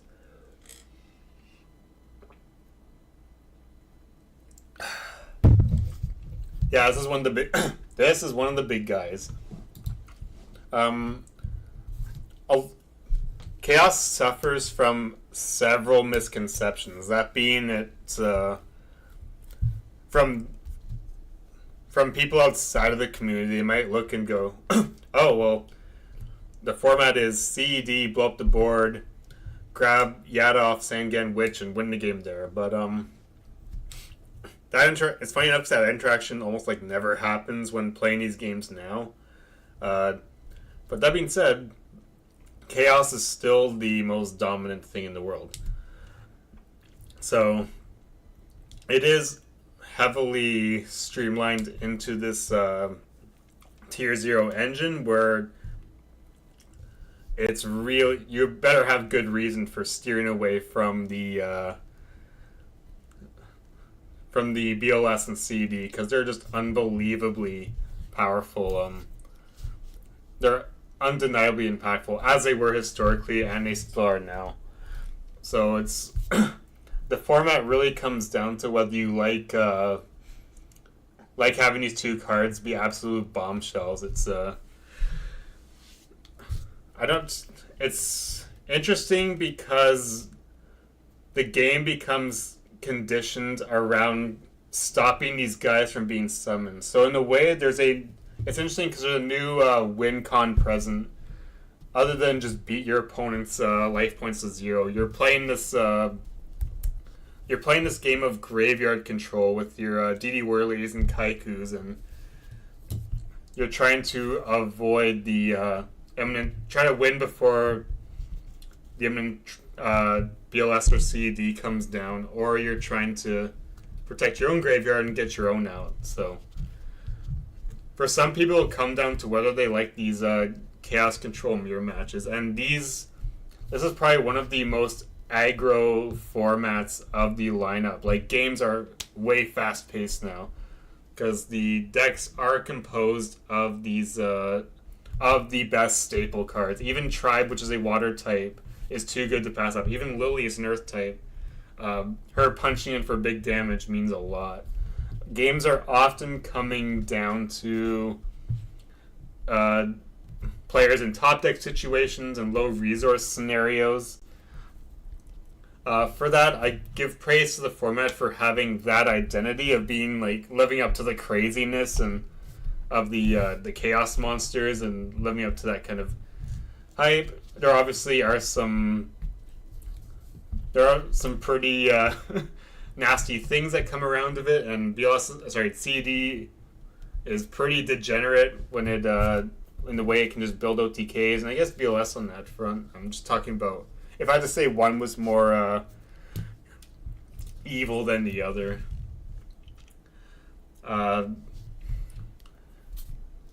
That being said, it's not impossible for other strategies to exist. There are people who still attempt like Scientist FTK. There's some people that may still try Burn. There's some people that might still try like Earth Aggro.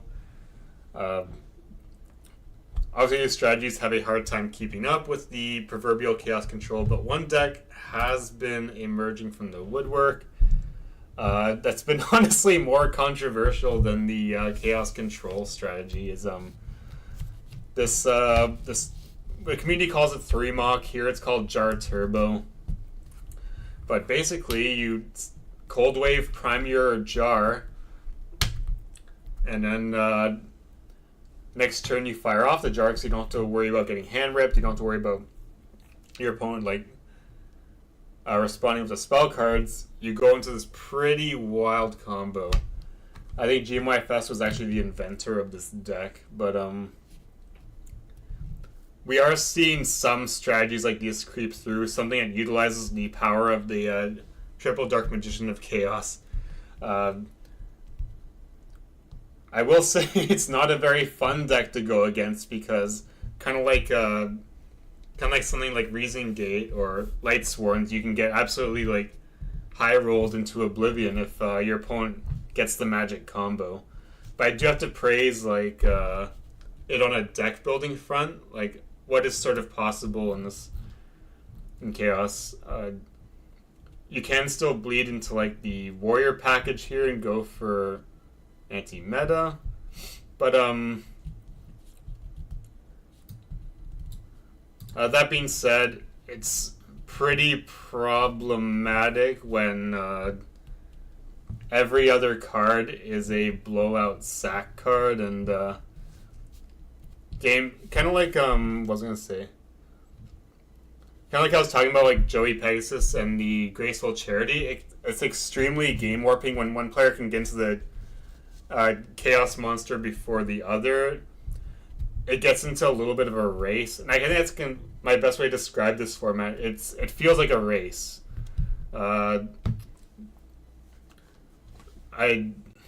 It's hard for me to, and there's things I like and dislike about that.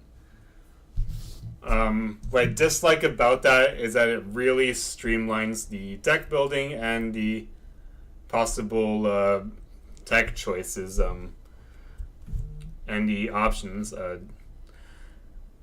Because you are kind of forced into the light and dark package. It can be really punishing if you try tech cards that either don't really match the speed of the format or just not the light or dark attribute. Like, I know the light monster pool really struggles, which is why we kind of resort to the thunder dragons. But I do like the... It's hard for me to tell if I really like it or not. Because I find this format... I often find this format, like, somewhat frustrating at times. I definitely wouldn't put it... I would probably put it in the decent category since I'm so in between. I wouldn't say it's like good in the traditional sense. I also wouldn't say it's like terrible just because it has such a clear-cut identity and the Chaos Monsters do feel explosive. Yeah, it's definitely not as bad as people would have thought historically. I don't think it's like this horrible, unplayable thing, but it's abhorrently aggressive, and I guess I'll put in this decent here. I've had better times in some of the other formats, but I'll weigh this in. Yeah, that's my opinion. I'm going to it, and I'll kind of do a recap by the very end to kind of summarize what I'm talking about, because I realize this video is going pretty long. I am kind of losing my train of thought or rambling on some sections. So that being said, let's get to the last format on this list. Okay, and before I get to it, I know Amsterdam's a format. I acknowledge it as a format. I know it exists. I know it was a real thing. I know, like, there's also the formats before Warrior that were like based on the original like ban list that was about to be dropped. I think it was Worlds. Amsterdam is what people thought Chaos was. Yeah. I personally never really played Amsterdam, so I can't really grade it on its quality. I know one person who would love to have Amsterdam, but I know it's a hard... I don't think I personally would be entirely against running it, because we played a lot of crazy formats. Like, what would make this format so different?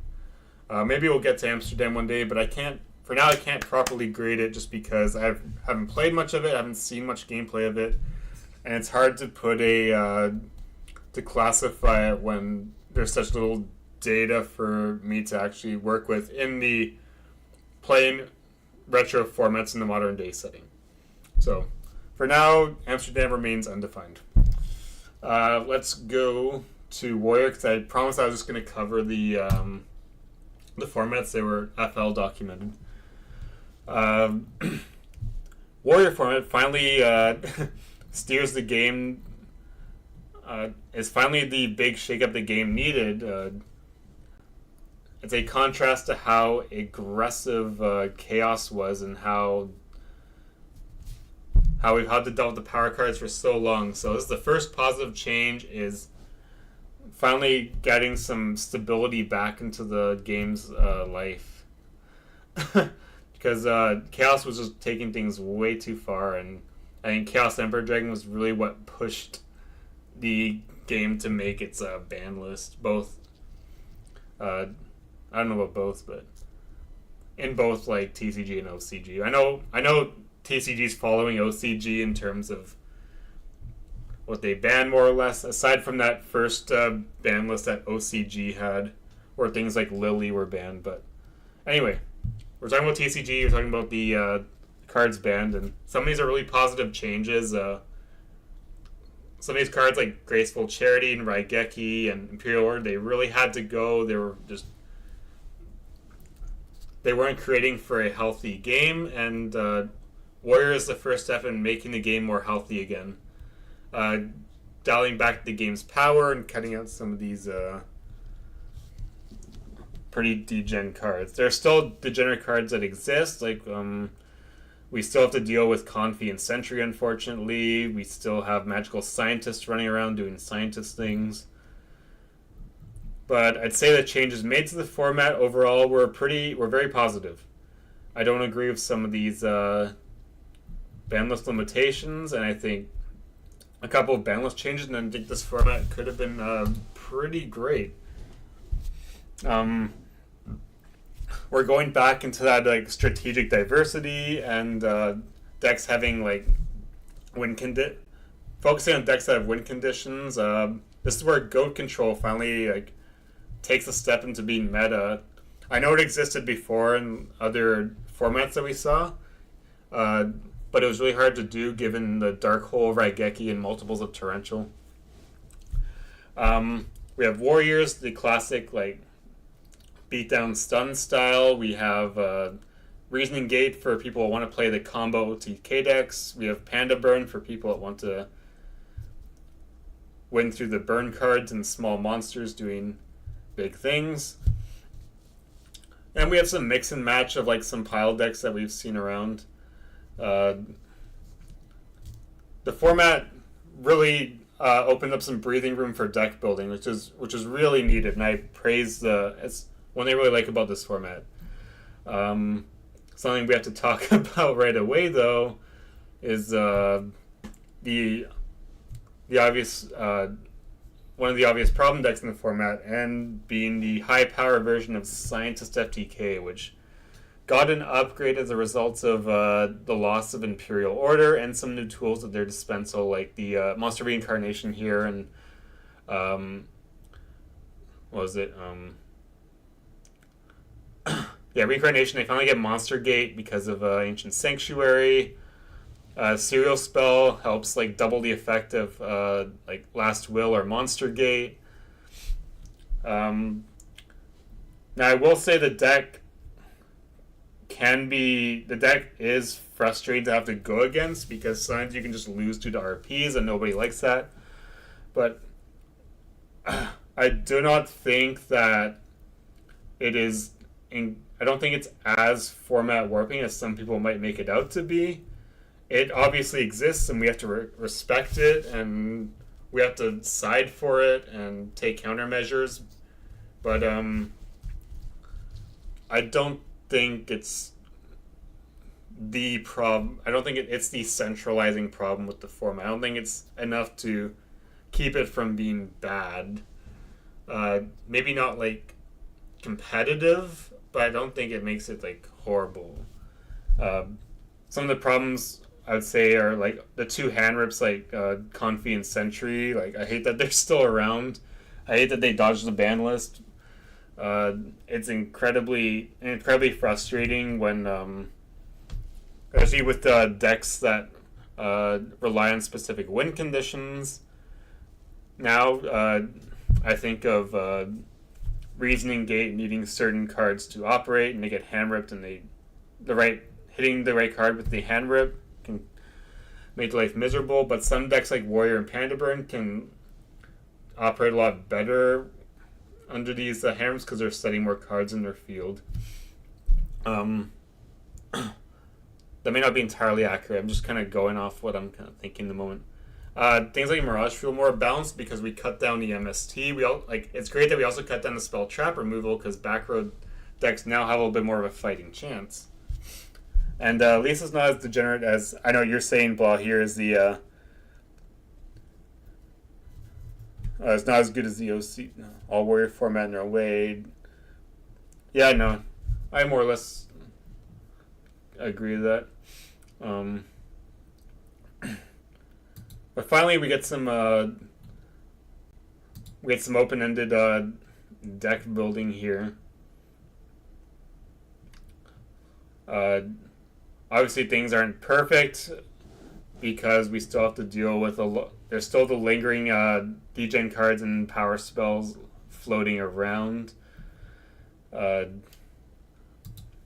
one thing that does grind my gears a bit is the awkward flip effect ruling, or sorry, flip summon ruling.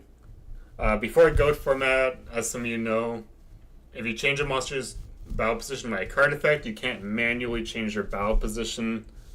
So it makes things like the reset flip monsters, which I think fun is. It makes it kind of weird and awkward. It's a you have to like. It feels a little more clunky, if that makes sense. It doesn't feel as smooth as in GOAT format. But that's also an issue with trying to advertise this particular format, is that it's right next to GOAT, which is the one of, if not probably the most popular retro format of all retro formats of all time. So what might this format do better than GOAT? Well, I will say that for those frustrated with Chaos Turbo, it's much less dominant here. You don't have Graceful Charity, so even though you have Painful Choice, which I think is a little more fair in some cases. That might be a hot take. I might get shit for that.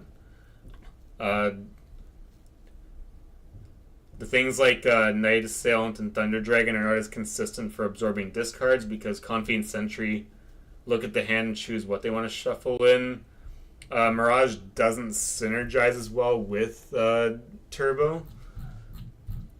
You're also missing a few Chaos cards like Sangan, which is a great part of the Dark Engine, and I'm trying to think what else.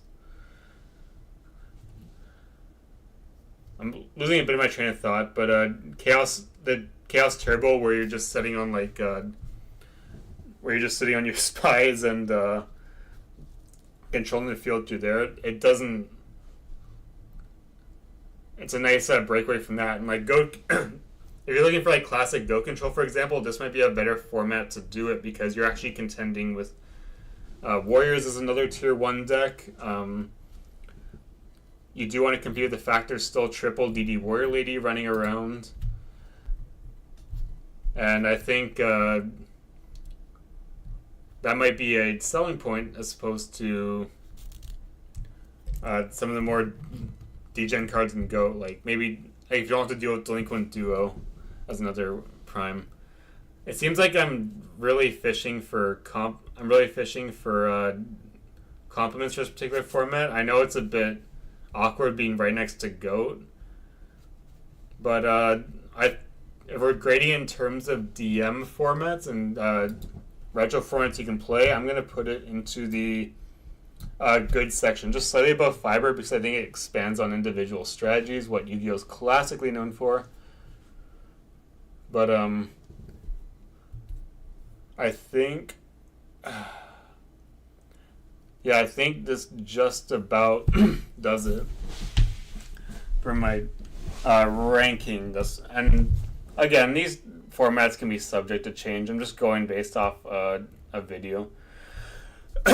So let's do a very quick recap before I wrap this up. YK feels relatively fair and relatively balanced, all things considered. The game doesn't have as many big blowout cards to push for free advantage, but you do have to contend with stall mill and defense monsters, which can be frustrating. Games can drag and be a little bit slow, but overall the format feels relatively fair.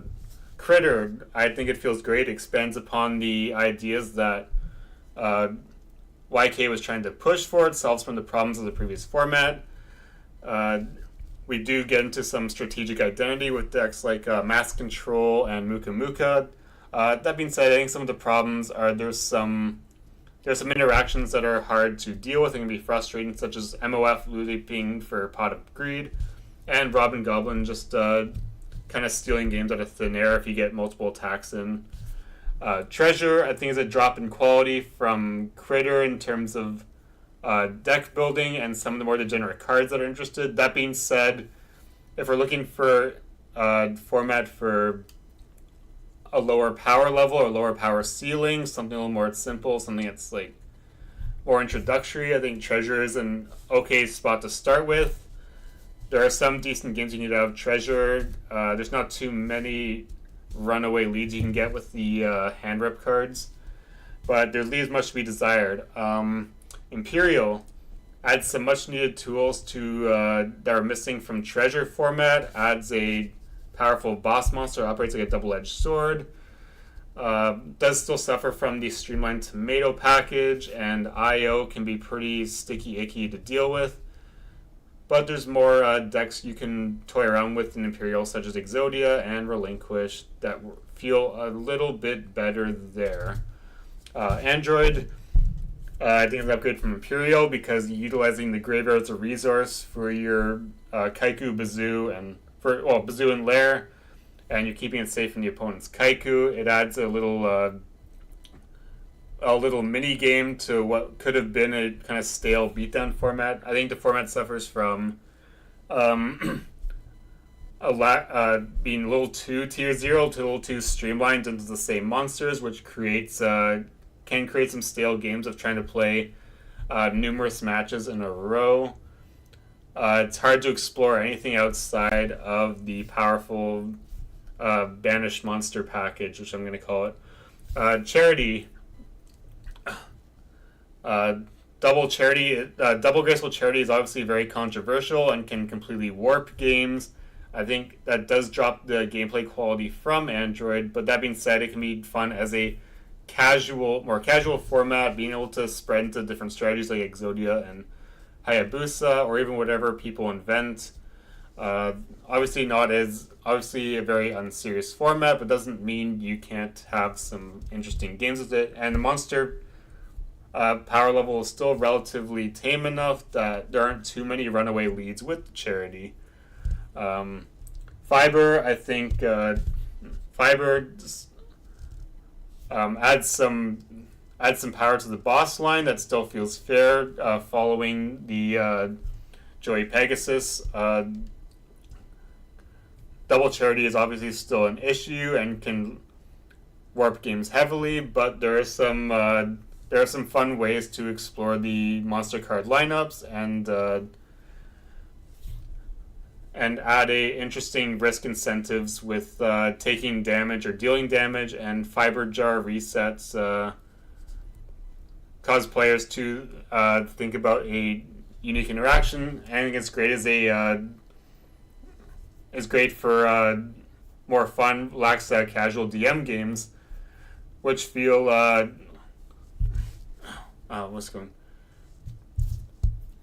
which don't feel too dominant by a professional player base.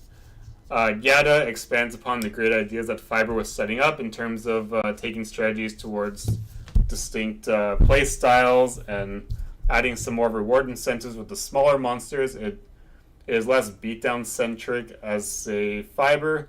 That being said, it can be pretty unforgiving in terms of taking damage or getting losing cards to the hand rip package of monsters.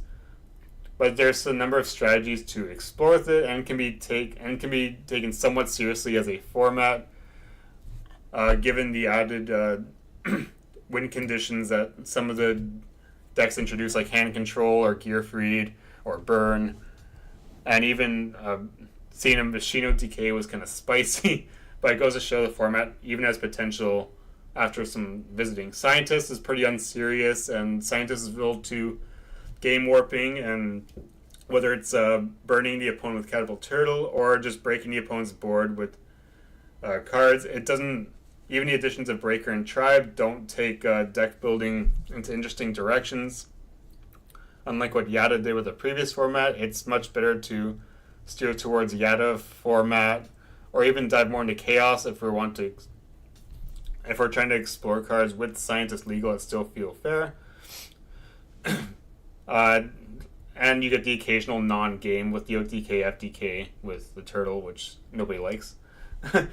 Except for the FTK enthusiast. Vampire just doesn't really do enough interesting things as a format. It leads to games just going into low resource beatdown situations. It's not as terrible as Scientist, but it doesn't do leaps and bounds, and doesn't feel as fun or rewarding as or even stable as some of the other formats listed on here would be. Chaos adds an interesting new win condition through controlling the graveyard and getting the chaos monsters, which lead to explosive wins, but there are a few there are non-games that can occur either because of the 3-mock strategy, or you can end up in situations where one player gets in the chaos monster for the other, which can lead to some unfair game states. That being said, the format feels ultra powerful, but does not feel too unplayable, if that makes sense. And then going to Warrior, we finally get controls of the ban list and some more strategic diversity once again. Even though there is chaos monsters, they're not the entire. They don't make for the entire game.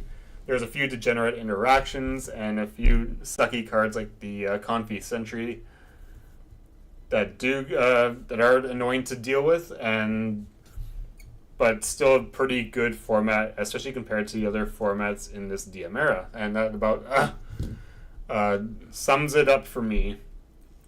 I know this is a bit clunky to get through, mostly me losing my train of thought and getting my thoughts mixed up, but I hope this makes some sort of sense. This is kind of my opinion. It's subject to change. My word's not like final.